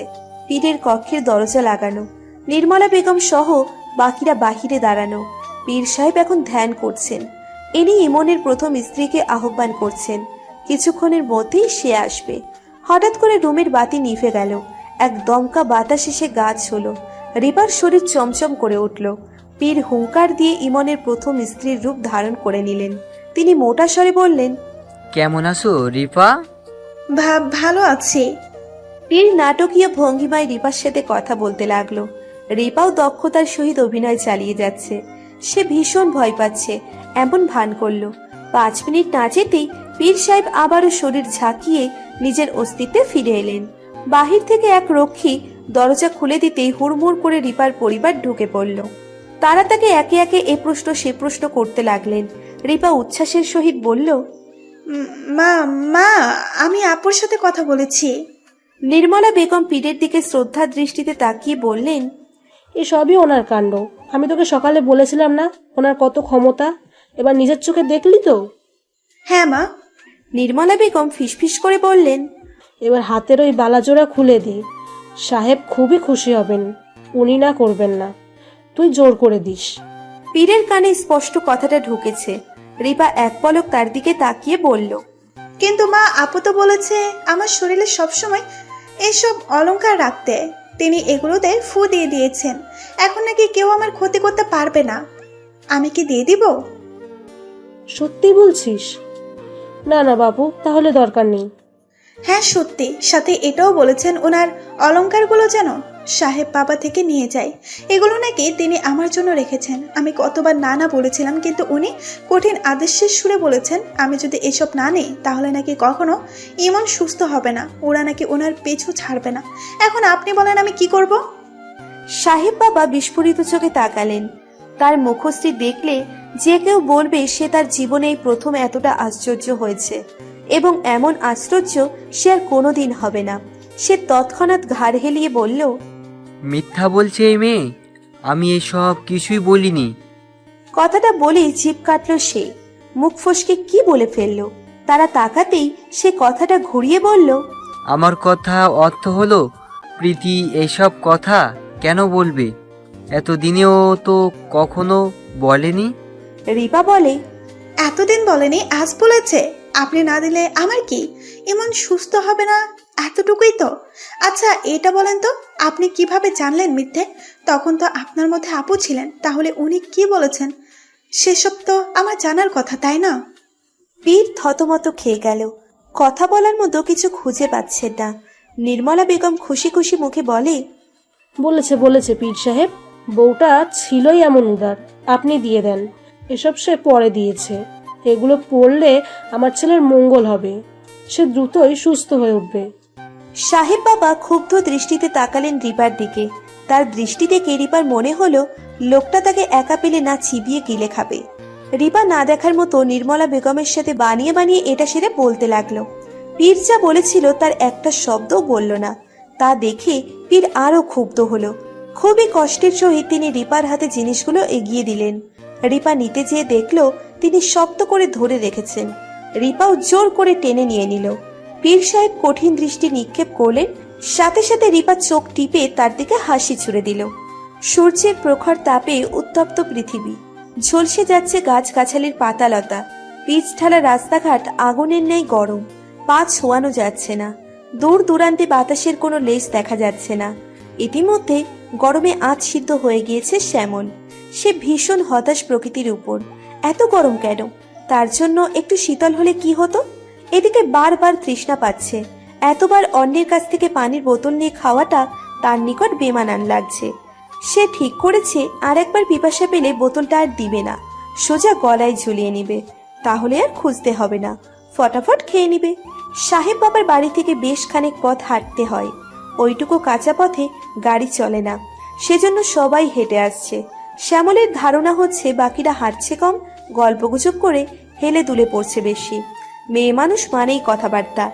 সে হিসেব করেছে এটুকু পথে কম না হলে 1000টা কথা বলেছে। শ্যামল ভেবে পায় না এত কথা কই থেকে আসে। গরমে পাগল হয়ে যাচ্ছে সে। ওদিকে মেয়েরা খুশি খুশি হয়ে গল্প করছে। তাদের দেখলে মনে হবে না আদেও কোনো গরম পড়ছে কিনা। একাধিক মেয়ে মানুষ একসাথে আর সেখানে কথা হবে না, এটা দুঃস্বপ্ন বই কিছুই নয়। শ্যামল দীর্ঘশ্বাস ফেলে ওদের তাড়া দিয়ে হাঁটতে লাগলো। বাড়িতে আসার পর ইমনের বউয়ের গয়নাগাটি দেখে হতবাক হয়ে গেল শ্যামল। বারবার হাত বুলিয়ে দেখতে লাগলো সে। এসব স্বপ্ন টপ্ন নয় তো? তার আবার দিনের স্বপ্ন দেখার অভ্যেস আছে। কিছুক্ষণ ফ্যাল ফ্যাল দৃষ্টিতে চেয়ে থেকে রিপাকে প্রশ্ন করে, এসব কই পেলে? রিপা মুচকে হাসলো, কিছু বলল না। সে পণ করে নিয়েছে কিছু বলবে না। পীরের দরবার থেকে বেরোনোর পর সে কতবার চেষ্টা করলো এই সংবাদ শ্যামলকে শোনাতে, কিন্তু শ্যামল শুনল কই। সে তো রেগেছিল। রিপাকে পীরের ভক্তের মতো কাণ্ড করতে দেখে সে ঘুরে গিয়েছিল। বারবার তাকে ইশারায় বোঝালো যে এসব সত্য নয়। রিপা বুঝেও না বোঝার মতো রইল। পরে শেষে সে রেগে বলতেই রিপা তাকে উল্টে ঝাড়ি দিয়ে দেয়। তখন থেকেই শ্যামলের রাগ রিপার উপর। আবার পুরো রাস্তায় পীরের গুণগান গাইতে গাইতে এসেছিল রিপা, যাতে সে পীর আর তার শাশুড়ির বিশ্বস্ত হতে পারে। কিন্তু শ্যামল তার এমন বিহেভ দেখে উল্টো ধারণা করে নিয়েছিল। সে থেকেই দুজনের ভেতর মনোমালিন্য চলছে। আশ্চর্য, এমন সং হয়ে আছো কেন বলো তো? এসব কই পেলেন? এগুলো আমার ভাবির। প্রথমে ঠিক করেন আমাকে কি বলবেন। একবার আপনি বলছেন, আরেকবার তুমি বলছেন। শ্যামল থতমত খেলো।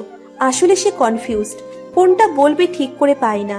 তাড়াহুড়োই তুমি চলে আসে, আবার যখন ঠিকঠাক কথা বলে তখন আপনি বলে। শ্যামল স্বাভাবিক ভঙ্গিমায় বলল, আপনি বলুন কি বলবো। তুমি করেই বলেন। আপনি আমার অনেক বড়, আপনি শুনতে কেমন অড লাগে। তুমি কি বয়সের গ্যাপ বোঝাতে চাইছো? আশ্চর্য, আমি সেটা কেন বোঝাতে যাব? আমি শুধু বলেছি আমাকে আপনি ডাকলে অস্বস্তি লাগে। শ্যামল কথা বলল না, সে অন্যদিকে তাকিয়ে আছে। রিপা কি বলবে বুঝতে পারছে না। তার কথার এমন অর্থ কেউ ধারণা করবে এটা সে নিজেই ভাবেনি। তার মনে এমন কিছুই ছিল না, শুধুমাত্র কথার স্বার্থে বলেছে। লোকটার এমন অভিমানী রূপ মেনে নিতে পারল না সে। নিজের মনের মধ্যে খচখচ শুরু হয়ে গেল। মন বলছে তার এমন বলা উচিত হয়নি, কিন্তু সে তো এমন কোনো ধারণা থেকে বলেনি। রিপা এক পলক বাহিরে উকি দিয়ে দরজাটা ভিড়িয়ে দিল। শ্যামলের পাশে বসে নরম কণ্ঠে বলল, আপনি শুধু শুধু রাগ করছেন। এখানে রাগ করার কোনো বিষয় নেই। স্বামীরা তো স্ত্রীদের থেকে বয়সে বড়ই হয়। আপনি আমার আম্মু আর আব্বুকে দেখেন, ওনাদের বয়সের কত পার্থক্য। আশেপাশে দেখেন, সবার একই জিনিস দেখতে পাবেন। উল্টো আমি এমন বললে লোকে আমাকে নিয়ে হাসাহাসি করবে, কারণ এটা স্বাভাবিক সচরাচর বিষয়। সত্যি আমি এমন কিছুই মিন করিনি। রিপা করুণ মুখে তাকিয়ে রইল। লোকটার মতিগতি কিছুই বুঝতে পারছে না, কেমন এক দৃষ্টিতে তাকিয়ে আছে। সে ধীর কণ্ঠে বলে, আচ্ছা সরি, আর এমন বলবো না। শ্যামলের মন গড়ল। সে রিপার হাত দুটো নামিয়ে বলল, সরি বলতে হবে না, আমি রাগ করিনি। রিপা একটুখানি হাসল। স্বামীর সাথে সংসার করা খুবই সহজ, কিন্তু মানুষ তা সহজ হিসেবে নেয় না। তারা জটিল থেকে জটিল করে ফেলে। তার মা আর বাবার যখন কোনো কারণে মনোমালিন্য হয়, তখন তারা একে অপরের সাথে দীর্ঘ সময় কথা বলে না। কেউ বিষয়টাকে মিটিয়ে নেয় না। তারা 3 বোন, কেউ মা আবার কেউ বাবাকে বলে কথা বলে নিতে। তখন তাদের হাজারো অভিযোগ বেরিয়ে আসে। কেউই কারো নিকট ছোট হতে চায় না। তারা মা বাবার ধারণা সরি বলা মানে ছোট হওয়া, ইজ্জত চলে যাওয়া, ইগো হার্ট হওয়া। সেজন্যই দীর্ঘ সময় তাদের মনোমালিন্য এবং সংসারে অশান্তি চলে। রিপা এসব ভাবে না। অপরপক্ষ ক্ষমা চাইবে না বলে কি সেও চাইবে না? তাহলে তো কারোরই চাওয়া হবে না, উল্টো সম্পর্কের দূরত্ব বাড়বে। আজ সে আগ বাড়িয়ে ঝামেলা মিটিয়ে নিয়েছে, কাল দেখা যাবে তার স্বামী মিটিয়ে নেবে। একেই তো বলে সংসার। রিপার ভাবনা চিন্তায় ব্যাঘাত ঘটে শ্যামলের বারংবার করা প্রশ্নে। শ্যামল উৎসুক হয়ে প্রশ্ন করছে গয়নাগাটির ব্যাপারে। রিপা খানিক হেসে সেখানে ঘটে যাওয়া ঘটনা বর্ণনা করল। সব শুনে শ্যামল হাসতে হাসতে গড়াগড়ি খাচ্ছে। ও মাই গড, সিরিয়াসলি রূপু, তুমি এমন কাণ্ড করেছো? তুমি দেখি আমার ধারণার এক ধাপ আগে। রূপো ডাক শুনতেই শরীর শীতল হয়ে উঠল রিপার। সে হাসি থামিয়ে দেয়। এই ডাকটা খুবই পুরনো। দাদাজান ছাড়া কেউ তাকে এ নামে ডাকেনি কখনো। আজ শ্যামলের হঠাৎ বলায় তার ভেতর কিছুটা নড়ে বড়ে উঠল। শ্যামল ভ্রু কুঁচকে তাকে ইশারায় প্রশ্ন করল, কি হয়েছে? রিপা মাথা নাড়িয়ে বলল, কিছু না। শ্যামল পাত্তা না দিয়ে হাসতে লাগলো। নির্মলা বেগম আয়নার সামনে দাঁড়িয়ে তৈরি হচ্ছেন। মুখ দেখে বোঝা যাচ্ছে তিনি বেজায় খুশি। খুশি হবার কথা নয় কি, আজ এত বড় এক কাণ্ড ঘটেছে। মনে মনে রিপার উপর ভীষণ গর্ব করলেন। যাক, তিনি ভুল মেয়ে আনেননি। গত 1 বছরে এতটা খুশি তাকে আর কেউ দেখেনি। তিনি ঠিক করেছেন ভালোই ভালোই ছেলেটা সুস্থ হয়ে গেলে রিপার মা বাবার কাছে যেয়ে সবটা বলে ঠিক করে নেবেন।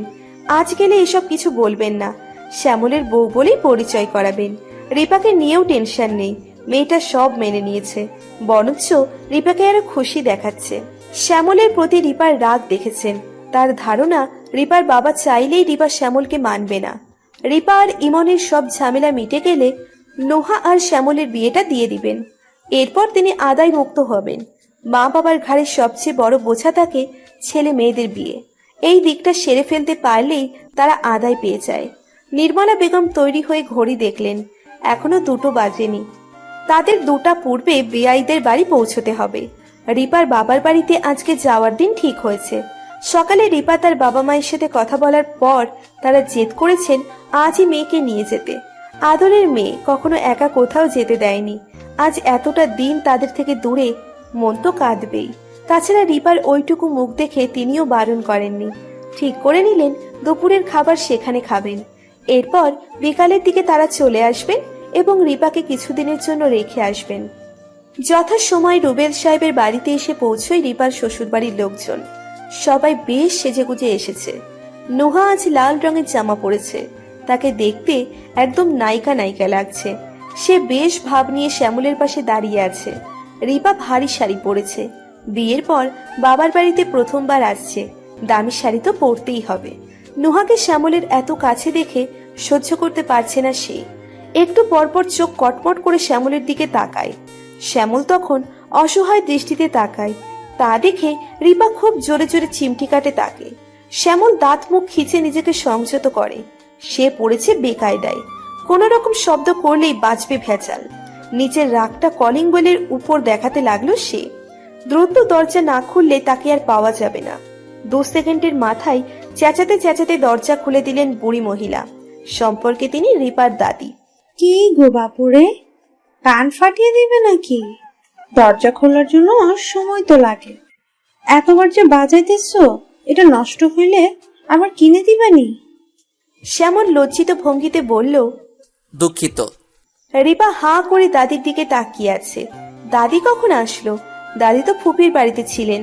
সে বিড়বিড় করে বলল, ইয়া আল্লাহ মাবুদ, তুমি বাঁচাইও। রিপা দ্রুত মাথা নিচু করে দাদির পা ধরে সালাম করে বলল, আসসালামু আলাইকুম দাদি, ভালো আছেন নি? রূপসী বানু অন্যদিকে মুখ ঘুরিয়ে আছে। ভালো আছি বললেন। শ্যামল ও রিপার দেখা দেখি রূপসী বানুর পায়ের দিকে ঝুঁকলো সালাম দিতে। সাথে সাথে চিৎকার দিয়ে সরে গেলেন তিনি। শ্যামল হক চুকিয়ে তাকালো। কি হলো বুঝতে পারছে না সে। নাউজুবিল্লাহ নাউজুবিল্লাহ, এ কি কাণ্ড! ও রিপা, ও শিপা, তাড়াতাড়ি জমজম কুকুর পানির বোতলটা নিয়ে আয়। শ্যামল অবাক হয়ে বলল, কি হয়েছে? তার ধারণা ওনার পায়ে কিছু হয়েছে। সে রূপসী বানুর পা দেখতে যেতেই তিনি চেঁচিয়ে বললেন, একদম কাছে আইবি না, না হলে মাথা ফাটাই দিব। পুরুষ আর বিড়াল এই দুই জাতকে বিশ্বাস করতে নেই, এরা যেখানে সেখানে মুখ দেয়। রিপা চোখ বন্ধ করে ফেলল। এমন কিছু ঘটবে তার আগাম ধারণা ছিল। তার দাদি সুচিবাই টাইপের, কোনো পুরুষ মানুষকে তার আশেপাশে দেখতে পারেন না, এমনকি তার ফুপা এবং ফুপাতো ভাই পর্যন্ত না। শ্যামল ফ্যালফ্যাল দৃষ্টিতে রিপার দিকে তাকিয়ে রইল। সে নির্বাক। বুড়ো বেটি তাকে এমন কিছু বলবে এর জন্য মোটেও প্রস্তুত ছিল না। রিপা চোখ বন্ধ করে ফেলল। এমন কিছু ঘটবে তার আগাম ধারণা ছিল। তার দাদি সুচিবাই টাইপের, কোনো পুরুষ মানুষকে তার আশেপাশে দেখতে পারেন না, এমনকি তার ফুপা এবং ফুপাতো ভাই পর্যন্ত না। শ্যামল ফ্যালফ্যাল দৃষ্টিতে রিপার দিকে তাকিয়ে রইল। সে নির্বাক। বুড়ো বেটি তাকে এমন কিছু বলবে এর জন্য সে মোটেও প্রস্তুত ছিল না। ইতিমধ্যে রূপসী বানুর চেঁচামেচি শুনে উপস্থিত হলেন ঘরের বাকি সদস্যরা। রুবেল সাহেব বেশ ইতস্তত ভঙ্গিতে রিপার শ্বশুরবাড়ির লোকদের ভেতরে আসতে বলে রূপসী বানুকে নিয়ে ভিতরে চলে গেলেন। যদিও তিনি যেতে চাইছিলেন না, তবুও রুবেল সাহেব জোরপূর্বক নিয়ে গেলেন। রিপা মিনমিনে গলায় বলল, ভেতরে আসেন। বাকিদের এখনো হতভম্ব ভাব কাটেনি। কয়েক সেকেন্ডের মধ্যে কি হয়ে গেল তারা সেটা বোঝার চেষ্টায় রয়েছে। রিপার মা বিষয়টা সামলে দিয়ে হাসি মুখে ওনাদের ভিতরে আসতে বললেন। তারাও মেকি হেসে ভেতরে প্রবেশ করলো। শ্যামল এখনো ভ্যাবাচাকা খেয়ে আছে, নুহাও বেশ রেগে আছে। ঘরের মধ্যে বেশ জায়গা জুড়ে বাদামি রঙের সোফা সেট রাখা। এটা নিপার পছন্দের। ঘরের বেশিরভাগ আসবাবপত্রই তাদের 3 বোনের পছন্দের। তারা তাদের পছন্দের জিনিসেরও খুব কদর করে। যার যার জিনিস সে সামলায়, তাই তো ঘরের প্রতিটা জিনিস চকচক করছে। মধ্যবিত্তদের টানাপোড়েনের সংসারে সবসময় শৌখিন জিনিসের দেখা মেলে। নির্মলা বেগম বেশ খুঁটিয়ে খুঁটিয়ে সব দেখছেন। অন্যরা কান সজাগ করে রূপসী বানুর চেঁচামেচি শুনছেন। তাকে রুমে নেওয়ার পর থেকেই তিনি চেঁচিয়ে যাচ্ছেন। নিপা, শিপা, মেকি হেসে তাদের এন্টারটেইন করার চেষ্টা করছে। রিপার মা এক ট্রে শরবত আর পিঠা নিয়ে এসেছেন। মেহমানদের প্রথমেই কিভাবে ভাত খেতে বসিয়ে দিবেন, তাই এই হালকা পাতলার নাস্তার ব্যবস্থা করেছেন। তাছাড়া মেয়ের শ্বশুরবাড়ির লোকজন বলে কথা, রিপাও মাকে সাহায্য করছে এটা সেটা এগিয়ে দিতে। রুবেল সাহেব বেশ ব্যস্ত গলায় মাকে থামানোর চেষ্টা করছে। রূপসী বানু থেমে থাকার পাত্র নয়। তিনি খোঁটাতে লাগলেন রিপার বিয়ে নিয়ে। রিপার বিয়ের সময় বড় গাড়ি চলছিল না, তাই তিনিও আসতে পারেননি। তাই বলে কি তার জন্য অপেক্ষা করা যায় না? কিভাবে দাদিকে রেখে নাতনির বিয়ে দিয়ে দিলেন? রূপসী বানুর স্বভাব খুবই একরোখা। কোনো বিষয় নিয়ে কথা উঠলে তিনি তার 1 মাস আগের পুরনো কথা নিয়েও ভেজাল শুরু করে দেন। বাড়িতে আসার পর তো 3 দিনেও থামেননি। রূপসী বানু ফোরন কেটে বললেন, হ্যাঁ, থামতে তো বলবি, আমি এখন বুড়ো হয়ে গিয়েছি। মেয়ের বিয়েতে পর্যন্ত আমাকে নিমন্ত্রণ করিসনি। খা তোরা, শান্তিতে থাক। 10 মাস 10 দিন আমি কুমির পেটে ধরেছি, থাকবো না আর, চলে যাব। এক্ষুনি দিয়ে আয় আমায়। কথাটি বলেই তিনি ড্রয়িং রুমে গিয়ে হাঁটা দিলেন। রুবেল জানে মা ঘরের বাহিরেও পা দিবেন না, শুধু শুধু যে রিপার শ্বশুরবাড়ির লোকজনের সাথে ঝামেলা পাকাবেন। সে দৌড়তে লাগলো মাকে আটকে রাখতে। রূপসী বানু আঁচল দিয়ে চোখের জল মুছতেছেন আর ঠোঁটে হাসি ফোটাচ্ছেন। তিনি পৌঁছবার পূর্বেই কলিং বেল বেজে উঠল। রিপা দরজা খুলতেই দেখল ময়নার মা। ময়নার মা হলো কাজের লোক। তার খুব ভালো একটা নাম আছে, আখি, অথচ তাকে সবাই ময়নার মা বলে ডাকে। সে এই কলোনিতে বেশ পরিচিত। তাকে ফোন দিয়ে খোঁজ করতে হয়। হাতের পুটলিটা অন্য হাত বদল করে ভেতরে ঢুকতেই দেখল রূপসী বানু এদিকে আসছে। সে তৎক্ষণাৎ বাহিরে চলে গেল। হন্ততন্ত হয়ে প্রশ্ন করল, তোর দাদি কবে আইলো? রিপা মুখ ভার করে বলে, জানি না, আমিও আজ দেখলাম। ময়নার মা নিজেকে আড়াল করে বলে, আমি যাইতাছি, তোরে মারে বলিস পাশের বাড়ি বেরিয়ে অসুস্থ, তার বাসায় আসি। আর শোন, দাদিরে বলিস না আমি আইসি, যে না হলে সে হুদাই তার এটা সেটা খুঁজা পাবে না। রিপা হতাশ গলায় বলল, আচ্ছা। ময়নার মা পা বাড়ানোর পূর্বেই রূপসী বানু চেঁচিয়ে বললেন, কি রে ময়নার মা, তুই আইসোস? তাই এমন চোরের মতন যাইতেছিস কে? দেখি দেখি তোর পুটলিতে কি আছে। কি শোনা খালাম্মা, শুধু বাসি পটলের তরকারি। রূপসী বানু আর চোখে তাকিয়ে বললেন, ও আচ্ছা, এদিকে আয় তো। আমার 4 গোটা সুপারি খুঁজে পাইতেছি না, তুই দেখছস? একটু খুঁজে দে তো। ময়নার মা চোখ বন্ধ করে ফেলল। এ নতুন না, একটু পর শুনবে বুড়ির 2টা পান পাচ্ছে না, তারপর শুনবে কিসের বোতল নাই, আরো আরো কত কিছু শুনবে। বড্ড আফসোস লাগছে, কেন যে এসেছে। তার ধারণা আজ ঘুম থেকে উঠবার পর ময়নার মুখখানা দেখেনি, তাই এমন মুসিবত দেখা দিচ্ছে। কাল থেকে ময়নাকে বেঁধে রাখবে, তারপর ঘুম থেকে উঠে তার মুখ দেখে কাজে আসবে। রিপার মায়ের বারবার ফোন কল আর আকুতি না শুনলে সে আজ আসতো না। ঘুণাক্ষরে যদি টের পেত রূপসীবানু এসেছেন, তাহলে সে আজ কেন আগামী 2-3 দিনেও এই ত্রিসীমানায় পা রাখতো না। ময়নার মা যদি এখন ভেতরে না আসে, তাহলে কয়েক ঘন্টার মতো রটে যাবে সে রূপসীবানুর জিনিসপত্র চুরি করে নিয়ে ভেগেছে। তাই অগত্যা ইচ্ছে না থাকা সত্ত্বেও ভেতরে ঢুকতে হলো তাকে। রূপসীবানু বলেন, বুঝলি ময়নার মা, মানুষ বুড়ো হয়ে গেলে তার দাম থাকে না। পেটের ছেলেটাও আপন নয় রে, তাই তো নাতনিটারে বিয়ে দিছে আমারে না জানায়। ময়নার মা চুপ করে রইল। তিনি আবারও বলেন, দেখ দেখ, ছেলে আর ছেলের বউ আজকে দুনিয়াটা রান্না করছে মায়ের শ্বশুর বাড়ির লোকদের খাওয়াইতে, আর আপন মারে প্রতিদিন লবণ দিয়া ভাত দিছে। কারে কম ওইসব দুঃখ? রূপসী বানুর কথা মিথ্যা নয়। সে গত 2 দিন লবণ আর পানি দিয়ে ভাত কচলে খেয়েছেন, পেটে গন্ডগোল দেখা দিয়েছে, সেজন্যই এমন খাবার খেয়েছেন। এটা তার স্বাস্থ্যের জন্যই ভালো। সে নিজেই খেয়েছিল, সুস্থ থাকলে তো আলবাত তাকে মাছ, মাংস, ডিম এসব দিতেন। বর্ষার ঘরে বসে সার্কা জমের মতো এসব দেখছে শ্যামলের পরিবার। তাদের মধ্যে হালকা পাতলা খারাপ লাগা দেখা দিয়েছে। ধারণা করছেন সত্যি সত্যি বোধহয় রূপসী মানুষের সাথে এমন করা হয়, তাকে কষ্ট দেওয়া হয়। নির্মলা বেগম উঠে রিপার মায়ের হাত ধরে বলেন, বেআইন, এসব ঠিক নয়। ওনার বয়স হয়েছে বলে কি এসব করবেন? উনি আপনার শাশুড়ি, আর যদি আপনার মেয়ের সাথেও তার ছেলের বউ এমন করে, তাহলে আপনার কেমন লাগতো? এমন কিছু মোটেও আশা করিনি। রিপার মায়ের দিকে তাকালে যে কেউ বলবে তিনি আকাশ থেকে পড়েছেন। মুখ ফুটে কিছু বলবার পূর্বেই রূপসী বানু বলেন, আপনি আমার জন্য কষ্ট পায়েন না, এসব অভ্যাস হয়ে গেছে। আমার তো আপনারা নিয়ে টেনশন হইতেছে।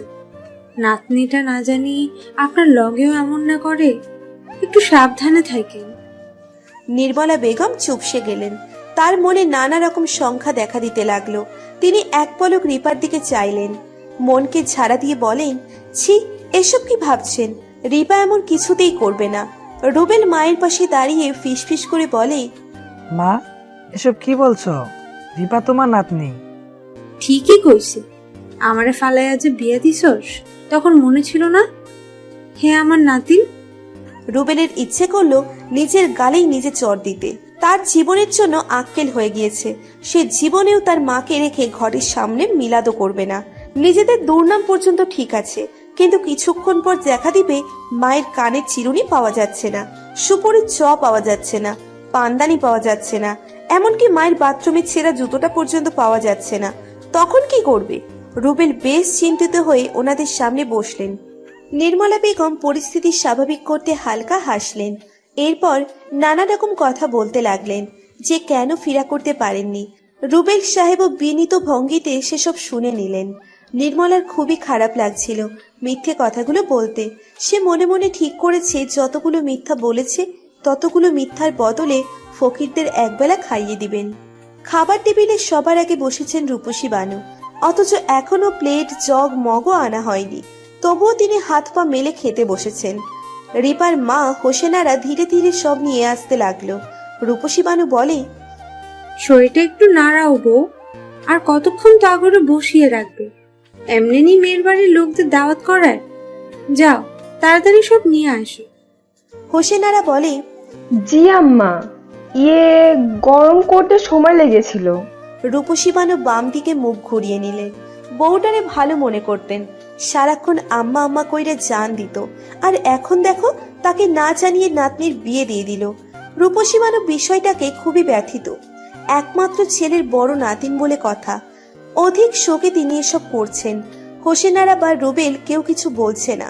তারা বোঝাতে বোঝাতে ক্লান্ত যে তখন বাস চলে নাই, তাই তাকে আনতে পারে নাই। রূপসী মানুষ সেটা বুঝতে নারাজ, তাই তারা হাল ছেড়ে দিয়েছেন। বয়স হয়েছে, এ সময় সবাই এমনই করে। শেষ বয়সে বৃদ্ধরা এক কথা নিয়েই ঘ্যান ঘ্যান প্যান প্যান করে। হোসেনারা ব্যস্ত ভঙ্গিতে খাবার নিয়ে আসতে লাগলেন।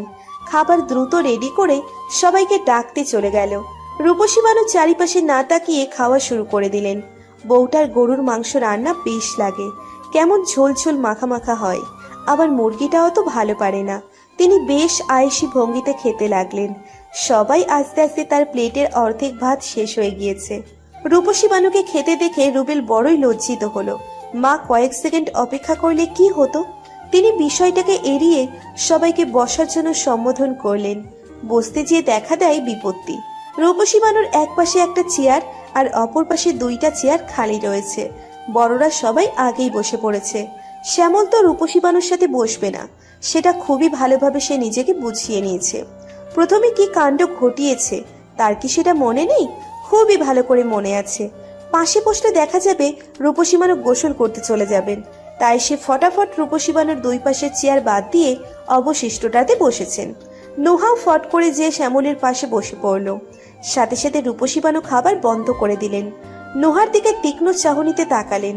মনে মনে ভাবলো, এখানে তো নাতনিটার বসার কথা, অথচ তার ভাবে বসেছে, তাও নিজের অসুস্থ স্বামীর শাশুড়ির পাশে দিয়া। কিছু একটা গন্ডগোল মনে হচ্ছে। ইমনকে নির্মলা বেগম তার সাথে বসিয়েছেন। ছেলেকে খাইয়ে দিতে হয়, সে ঠিকমতো খেতে পারে না। রিপা এখন খাবে না বলে বসতে চাইল না, কিন্তু তার মা মানল না। জোর করে তাকেও বসিয়ে দিল রূপসী বানুর অপর পাশে। রিপা বসতেই রূপসী বানু তার প্লেটে ভাত দিতে লাগলেন। খুবই চাপা আওয়াজে বললেন, স্বামীর পাশে না বসে এই দিক দিয়ে বইলি কেন গাধি? আবার তার সাথে ধলা মাইয়া বসেছস? তোর কি কাণ্ড জ্ঞান নাই? জানোস না পুরুষ আর বিড়াল এই দুই জাত্রে বিশ্বাস করতে নেই, এরা যেখানে সেখানে মুখতে। রিপা ফিসফিস করে বলে, আমি বসেছি নাকি?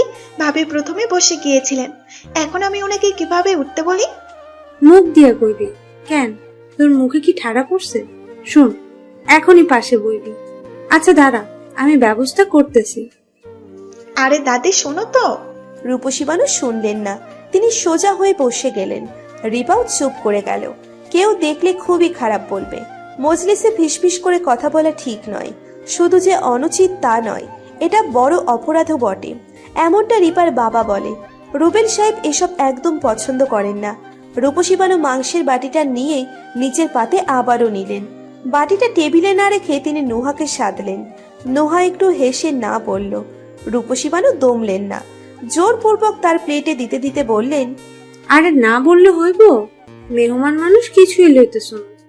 নাও নাও, এটা খাও, এটা খুবই মজা।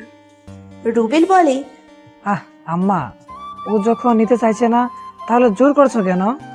তুই চুপ কর, মেহমানরা তো না করবেই, তাই বলে। আও, কি করলেন? আমার তো দামি জামা। রূপসী বানু শরমিন্দা হলেন। অপরাধী স্বরে বলেন, দুঃখিত দুঃখিত মা, একদম চোখে দেখি নাই, বয়স হয়েছে তো এই জন্য চোখে কম দেখি। পোলাটারে কতবার কইলাম চশমা কিনে দিতে, ভালো একটা ডাক্তার দেখাতে, এটা শুনে কই। আমি তো জি জি, বুঝতে পেরেছি। বলেই নোহা টিস্যু দিয়ে মুছতে লাগলো। সে খুবই বিরক্ত, দাঁতে দাঁত চেপে রাগ সংবরণ করছে। একে তো জামা নষ্ট করে ফেলেছে, আবার পক পক শুরু করেছে। না থামালে দেখা যেত আরো কত হাবিজেবি বলা শুরু করেছেন। রূপসী বানু বলেন, এমনি মুছলে যাইবো না, তুমি পানি দিয়ে ধুইয়া নাও। বৌমা এদিকে আসো তো, মায়ের একটু ওই কি বিসিন না ভাসিন দেখা দাও। নোহা লাগবে না বলে যেতে চাইল না। রূপসী বানু মানলেন না, জোরপূর্বক হোসেনারের সাথে বেসিনে পাঠিয়ে দিলেন। পুরো ব্যাপারটা নির্বাক হয়ে দেখছে রিপা। দাদির কাণ্ড দেশে মোটেও অবাক হয়নি।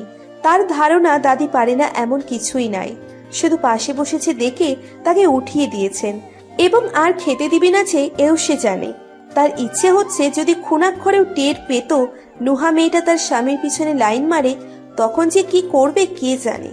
রূপসী বানু ইশারায় তাকে শ্যামলের পাশে আসতে বললেন। রিপা চারপাশের মানুষজন দেখিয়ে না বলল। রূপসী বানু রেগে গেলেন। মনে মনে রিপাকে খুবই কঠিন গালি দিলেন। রিপা আড়ষ্ট হয়ে বসে রইল। রূপসী বানু আবারও বাটি হাতে নিয়ে রিপাকে উদ্দেশ্য করে বললেন, ও মা গো, নাতিন জামাই দেখি কিছুই নিতেছে না। কি রে রূপা, তুই নিজে নিজে সব গিলতেছস? স্বামীর দিকে তো তাকাইতেছস না। এই নে জামাই রে দে, আমি দিতে গেলে পয়রা যা, নে তুই দে। সবাই খাওয়া বন্ধ করে রিপার দিকে তাকালো।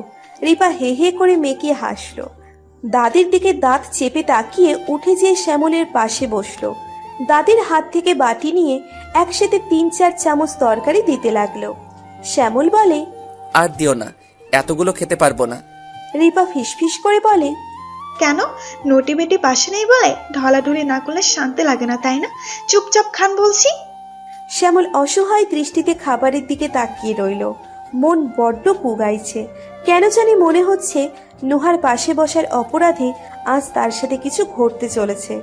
খাওয়া বাদ দিয়ে একবার রিপার দিকে তাকাচ্ছে, আর একবার প্লেটের দিকে তাকাচ্ছে।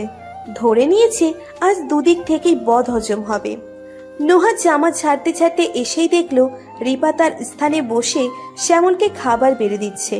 অটোমেটিক সে দাঁড়িয়ে পড়ল। রূপসী বানু তাকে দেখে উঠে গেলেন।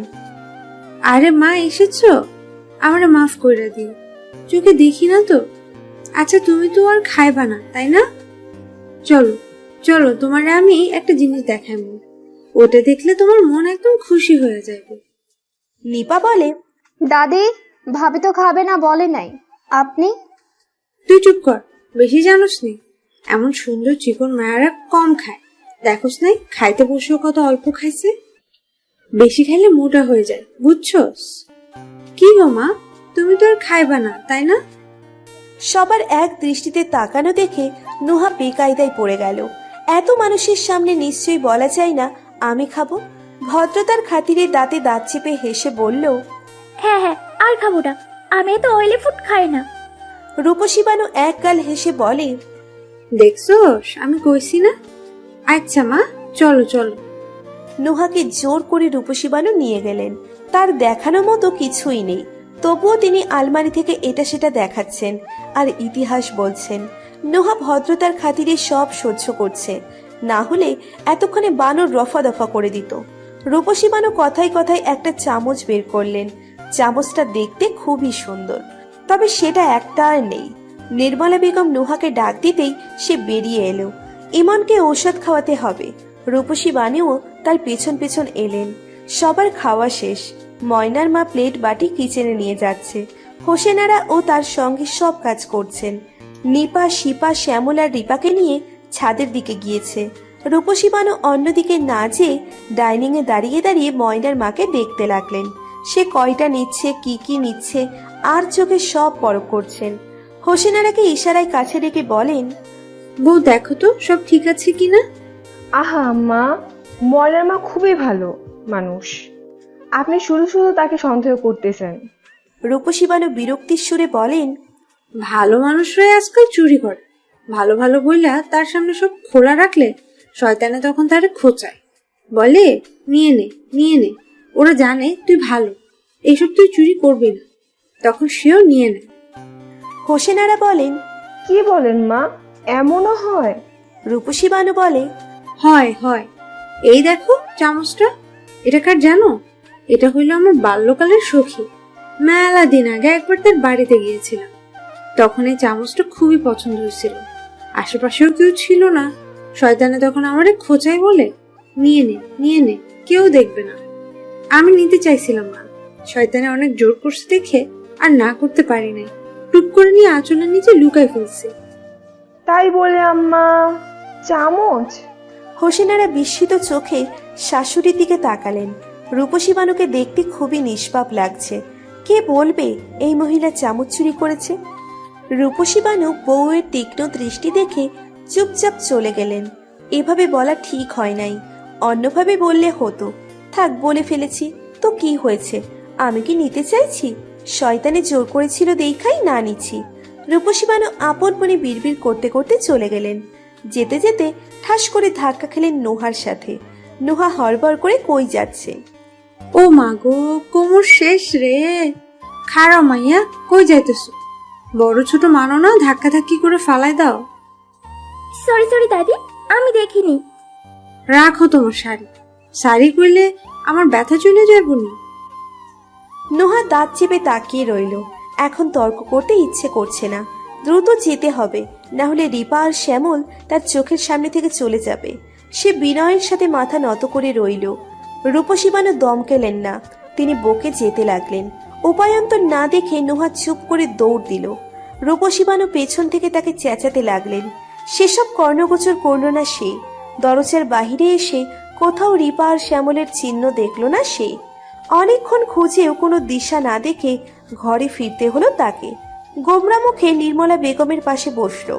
নির্মলা বেগম রুবেলের সাথে কথা বলছে। ইমন নিপার সাথে ছাদে গিয়েছে। রুবেল কিছু জরুরি কথা বলছিল নির্মলার সাথে। তখন ইমনের জন্য বলা হয়ে উঠছিল না। সে কথার মাঝখানে সমস্যা করছিল, তাই নিপাকে ডেকে তার সাথে পাঠিয়ে দিয়েছে রুবেল সাহেব। নিস্তব্ধ ছাদে একা একা হাঁটছে নিপা।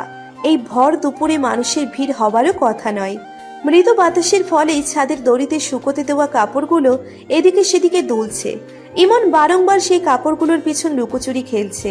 নিপা ব্যস্ত গলায় বলে, ইমন ভাই দাঁড়ান, ছাদের রেলিং নেই, আপনি পড়ে যাবেন তো।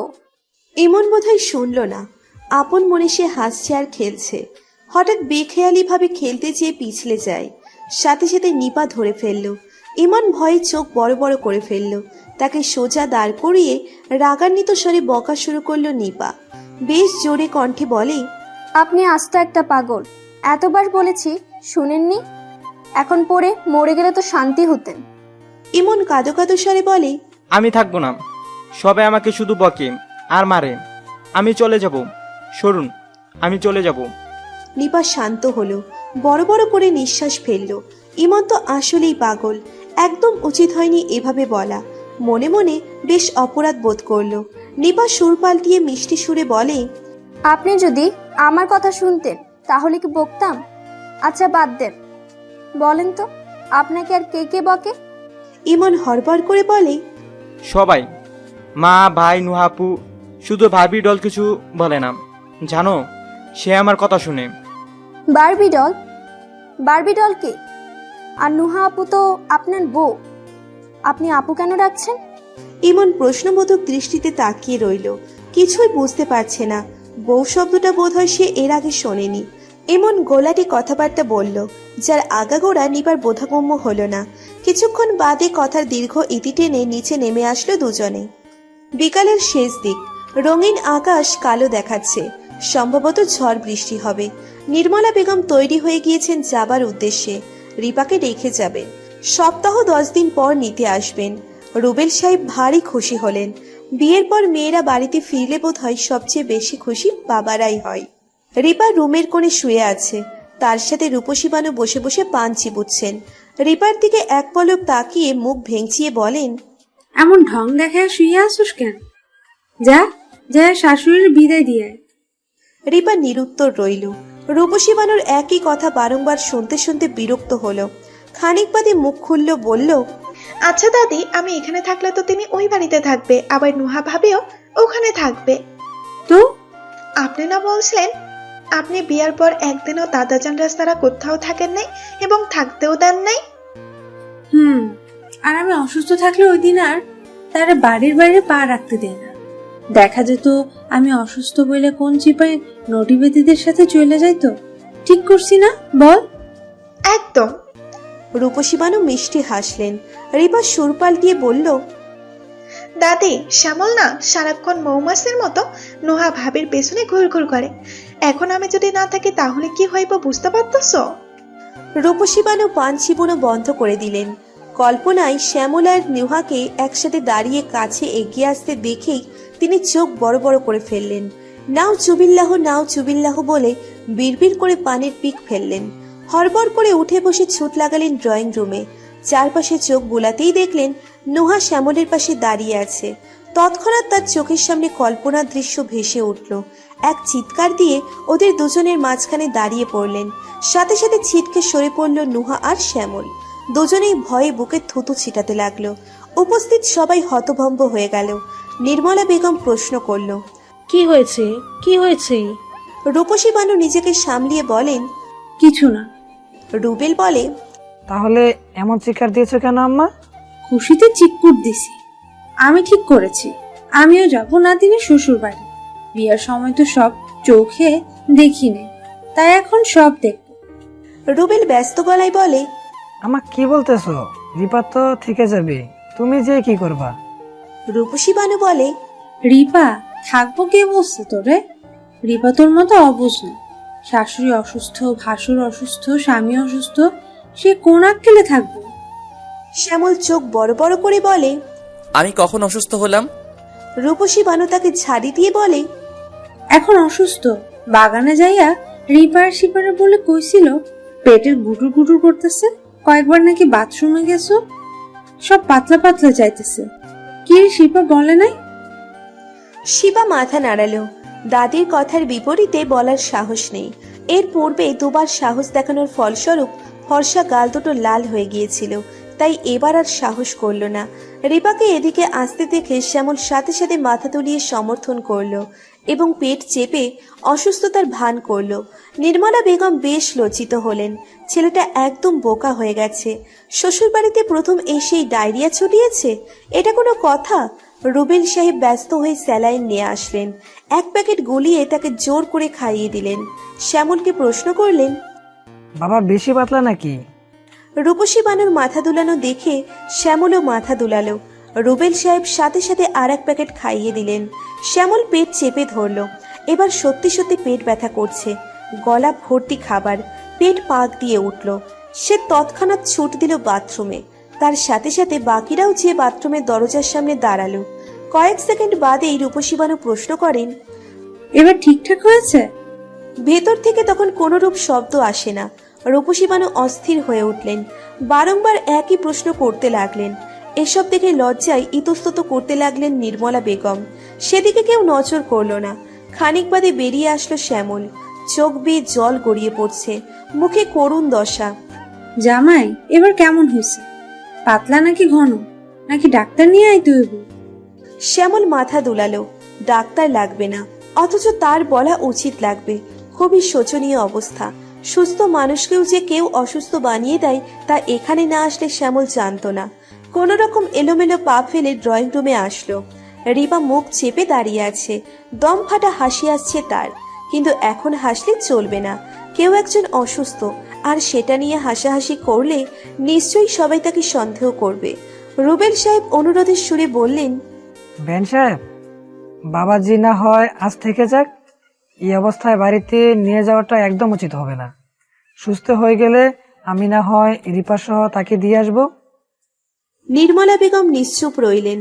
সে না বলতে পারছে হ্যাঁ, আর না বলতে পারছে না। তার দেখা দিয়েছে উভয় সংকট, কিভাবে কি করবেন।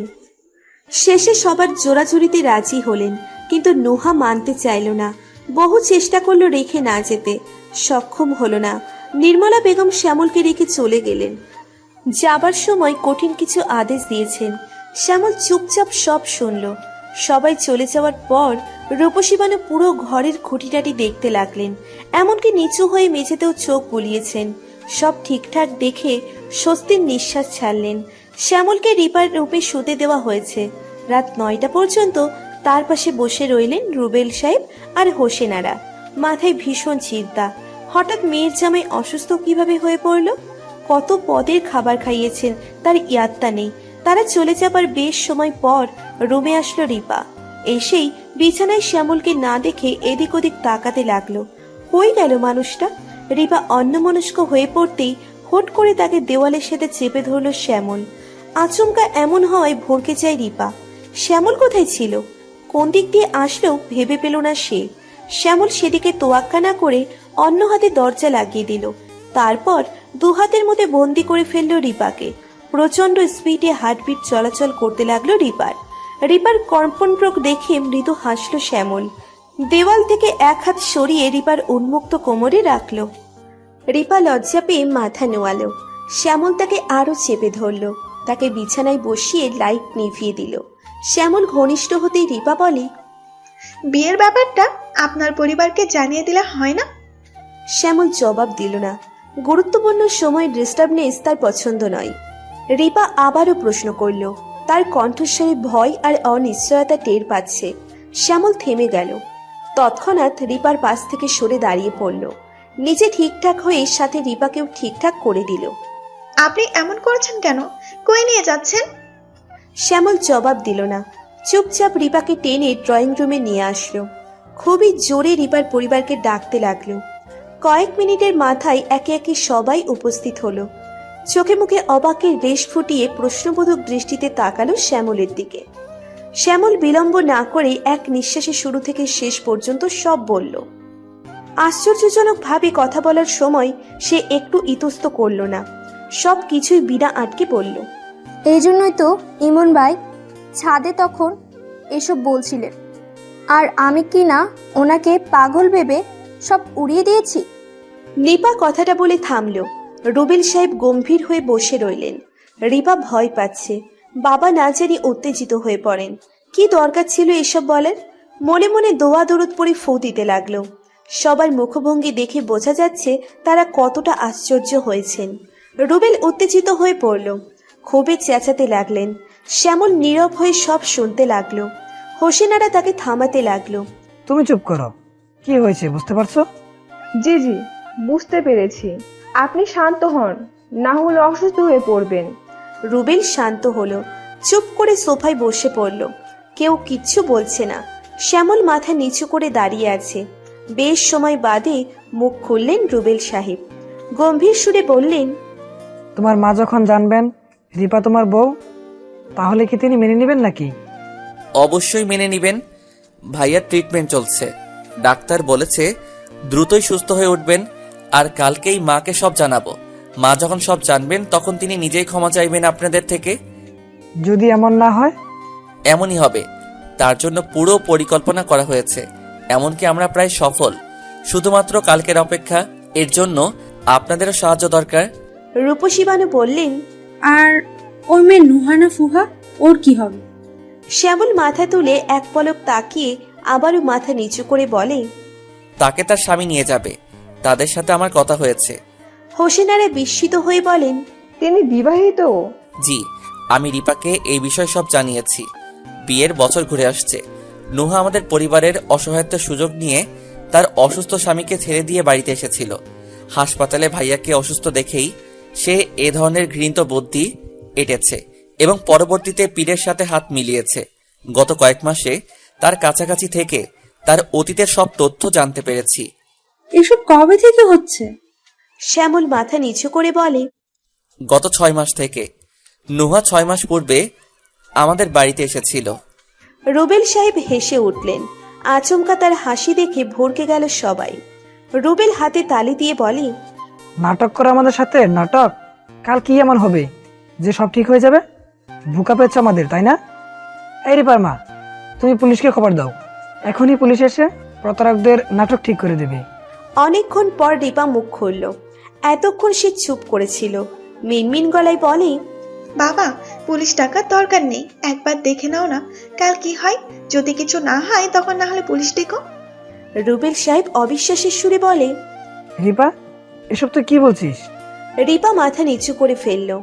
বাবাকে প্রচন্ড ভয় পায়। রুবেল যখন রেগে থাকে তখন কথা বলা তো দূর, তাদের 3 বোন তার সামনেই আসে না। রুবেলের মনে হলো তাবিজ বলতে সত্যিই কিছু আছে, না হলে তার মেয়ে এত বদলে গেল কিভাবে। রুবেল রাগ করে চলে গেল। তাদের যা করবার ইচ্ছে করুক, সে এসব মুখ তুলেও দেখবে না। একে একে সবাই চলে গেল, শুধু রূপসী বানু আর রিপা ব্যতীত। শ্যামল মনে মনে কথা গুছিয়ে নিল। রূপসী বানু তার শেষ ভরসা, তাকে মানাতে পারলেই কাল সে আরো অনেক বিষয় খোলসা করতে পারবে। সে লেগে পড়ল রূপসী বানুকে বোঝাতে। সাহেব পীরের বাড়িতে বড় অনুষ্ঠান চলছে। বছরে এই একদিন এমন আয়োজন হয়, লোকজনও চলে আসে ভক্তি দেখাতে। এই দিনে সাহেব বাবার অনেক আয় হয়। বছরের পর বছর এই উৎসব উদযাপিত হয়ে আসছে। নির্মলা বেগম কখনো এই দিনের উৎসবে উপস্থিত মিস করেন না, এবারও করেননি। পুত্র, পুত্রবধূ এবং হবু পুত্রবধূ ও কন্যা সহ সপরিবারে উপস্থিত হয়েছেন। তাদের সাথে রূপসী বানুও উপস্থিত হয়েছেন। পীর সাহেব আজ ভক্তদের সকল অনুরোধ পালন করবেন, তাই তিনি মাছ উঠোনে পাটি বসিয়ে বসেছেন। বহু কাহিনী করে রূপসী বানু 3 নম্বর সিরিয়াল নিয়েছেন, যা অবর্ণনীয়। পর্যায়ক্রমে তার পালা আসতেই তিনি পাটির সামনে এসে বসলেন। একদিনেই পীর সাহেবের প্রতি তার ভক্তি থেকে হতবাক শ্যামলের পরিবার। পীর সাহেবের সামনে সামান্য দূরত্ব বজায় রেখে তিনি সেজদার ভান করলেন। ছলছল চোখে বললেন, বাবা গো বাবা, আমার জামা মরে গেছে আজ 10 বছর। তার কাছে এক বক্স মুক্ত ছিল, একবার সফরে যেয়ে পাইছিল। হে মরার আগে আমি বাড়িতে ছিলাম না, এর লাগে ওগুলা কই রাখছে আমি জানি না। আমি তার লগে কথা কইবার চাই, ওগুলো কই জানবার চাই। সাহেব বাবা চোখ মেললেন, চোখ দুটোতে মণিমুক্ত চিকচিক করছে। বেশ খানিক সময় কথাবার্তা চালু রেখে খবর জেনে নিলেন রমেশ মিয়া মুক্ত কই রাখতেন, কতগুলো ছিল, কোন স্থানে থাকতেন, সব ডিটেলস জেনে নিলেন। এরপর শরীর নাড়া দিয়ে তিনি রমেশ মিয়ার রূপ ধারণ করলেন। হালকা পাতলা অভিনয় করে তিনি বলে দিলেন এই ঘরের মাটির নিচে রাখা, পুরো ঘর ভেঙে তল্লাশি করলে পাওয়া যাবে। রূপসী বানু খুবই আনন্দিত হলেন, ভক্তির শেষ পর্যায় পর্যন্ত চলে গেলেন। পীর সাহেব তখনও রমেশ মিয়ার রূপ ধারণ করে আছেন। রমেশ মিয়া সেজে তিনি অনেক অভিনয় করলেন। রিপার উপর পূর্বের প্রতিশোধ স্বরূপ সকল স্বর্ণ গয়না দাবি করলেন। রিপা চুপচাপ সব শুনে নিল। প্রায় ঘণ্টাখানিকের মতো সাহেব বাবা অভিনয় চালালেন। রূপসী বানু হাঁটু গেড়ে দ ভঙ্গিতে বসেছিলেন। এবার তিনি সোজা হয়ে দাঁড়িয়ে পড়লেন। হাতের ফোনটা রিপার দিকে এগিয়ে দিতে দিতে বলল, নে তো দাদা জানলে কল দে, দিয়ে বল সে যেন এক্ষুনি আসে। নির্মলা বেগম অবাক হয়ে বললেন, মানে টানে কিছুই না, এতক্ষণ যা ছিল সব আপনার পীর বাবার ঢং ছিল। দাদাজান বেঁচে আছেন, তিনি ফুপির বাড়িতে। পীর সাহেব তো মৃত মানুষের ভেতরে যেতে পারেন, জীবিতদের নয়, কিন্তু তিনি জীবিত দাদার ভেতরে যেতে পেরেছেন। এর অর্থ নিশ্চয়ই বুঝতে পেরেছেন। উপস্থিত লোকজন খেপে গেল। তাদের পীর বাবাকে কেউ প্রমাণ সহ মিথ্যা বলছে, এসব তাদের কাছে গ্রহণযোগ্য নয়। শোরগোল শুরু হওয়ার পূর্বেই পুলিশ ফোর্স বেরিয়ে আসলো। অফিসার নিঝুম কিছু প্রমাণ হাতে নিয়ে বললেন, আপনারা উত্তেজিত হবেন না, ওনারা যা বলছেন সব সত্যি বলছেন। পীর সাহেবের সব কিছুই স্থল। আপনাদের সম্পর্কে উনি যেসব বলেন সেসব কিছু আগে থেকেই খোঁজ করে নিয়ে আসেন। উনার পাশে যে তিনজনকে দেখছেন তারা তিনজনই ডিটেকটিভ, ওনারাই এইসব খবর জোগাড় করেন। আর এই যে উনি আপনাদের তাবিজ আর ওষুধপত্র দেন, সেসব ফেক এবং ইললিগেল প্রোডাক্টস। এসবে উচ্চমানের ড্রাগস থাকে, যার পরিমাণ একটু কম বেশি হলেই তৎক্ষণাৎ মারা যাওয়ার সম্ভাবনা 99%। এইসব ড্রাগসগুলো অবৈধভাবে সিঙ্গাপুর থেকে আনেন। এর সাথে আরও অনেকেই যুক্ত রয়েছে। আমরা তদন্ত চালিয়ে যাচ্ছি। আর এই যে দেখুন সিসিটিভি ফুটেজ, যাতে গত কয়েকদিন এখানের সকল কর্মকাণ্ড রেকর্ড করা হয়েছে। পীর সাহেব বিস্ফোরিত চোখে তাকালেন। হুঁশ উবে গিয়েছে। প্রাইভেট রুমে তিনি উপস্থিত ব্যতীত কারো প্রবেশ নিষিদ্ধ। তাহলে এই রুমের ভিডিও কিভাবে ধারণ করা হয়েছে? ওখানে শুধু ভক্তদের পরিবারের মৃত লোকদের ভেতরে প্রবেশ করেন। গতদিনে শুধুমাত্র রিপা এসেছিল। এরপর তিনি আর কাউকে অ্যালাউ করেনি, কারণ সিঙ্গাপুর থেকে লোকজন এসেছিল। ঘাড় ঘুরিয়ে রিপার দিকে তাকাতেই দেখলেন রিপা মুচকি মুচকি হাসছে, যার অর্থ হলো রিপা ওই ঘরে তার নজর এড়িয়ে এটা লাগিয়েছে। কিন্তু কখন, কিভাবে? ইস, এত বড় ভুল করলাম কিভাবে, বলেই কপাল চাপড়ালেন তিনি। লোকজন চোখ কপালে তুলে সব দেখতে লাগলো। একে একে পীরের সকল কুকর্ম বেরিয়ে আসলো। লোকজন থুতু ফেলে ধিক্কার জানিয়ে চলে যেতে লাগলো। তবে তার মধ্যে এখনো বেশ কয়েকজন পীরের ভক্ত রয়ে গিয়েছেন। সবকিছু দেখেও অবিশ্বাস করলো। নির্মলা বেগম কিছু সময়ের জন্য সেন্সলেস হয়ে গেলেন। তার জন্য বড়সড় ধাক্কা ছিল। পীর সাহেবকে পুলিশ গ্রেপ্তার করেছে। চারপাশে রিপোর্টাররা ভিডিও ধারণ করছে, সাথে নানা রকম মশলা মাখানো কথা লাগাচ্ছেন। রূপসী বানু বেশ সময় নিয়ে পীর সাহেবের পাশের বাক্সটার দিকে তাকিয়ে আছেন। কাচের জিনিসটা দেখতে বাক্স অনেকটা বাটির মতো। রূপসী বানুর বেশ মনে ধরেছে। তার মস্তিষ্ক অনেকক্ষণ যাবৎ যুদ্ধ করছে, এটা নিবে কি নিবে না। রূপসী বানুর মাথার উপর থেকে সাদা রূপসী বলল, না না নিস না। লাল রূপসী বলে, নিয়ে নে রূপসী, আমি বলছি নিয়ে নে। রূপসী বানু এদিক ওদিক তাকিয়ে একটুখানি হেসে বলল, থাক, তুই যখন এত জোর করছিস নিয়েই নিতেছি। কথাটা শেষ না করেই কৌটোটা আঁচলের নিচে লুকিয়ে ফেললেন।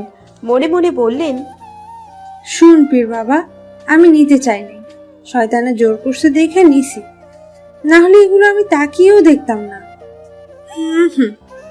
সেদিনের পর নির্মলা বেগমের অন্ধবিশ্বাস ভেঙে যায়। তিনি তার ভুলের জন্য অনুতপ্ত এবং রিপার পরিবারের কাছে ক্ষমাও চেয়ে নেন। শ্যামল তখন তাকে সব জানিয়ে দেয়। নির্মলা বেগম প্রথমে মেনে নিতে না চাইলে পরবর্তীতে ঠিকই মেনে নেন। এভাবেই যদি তার ভুলের প্রায়শ্চিত হয় তাতে ক্ষতি কি? নোহাকে বের করে দিয়েছেন তিনি নিজেই।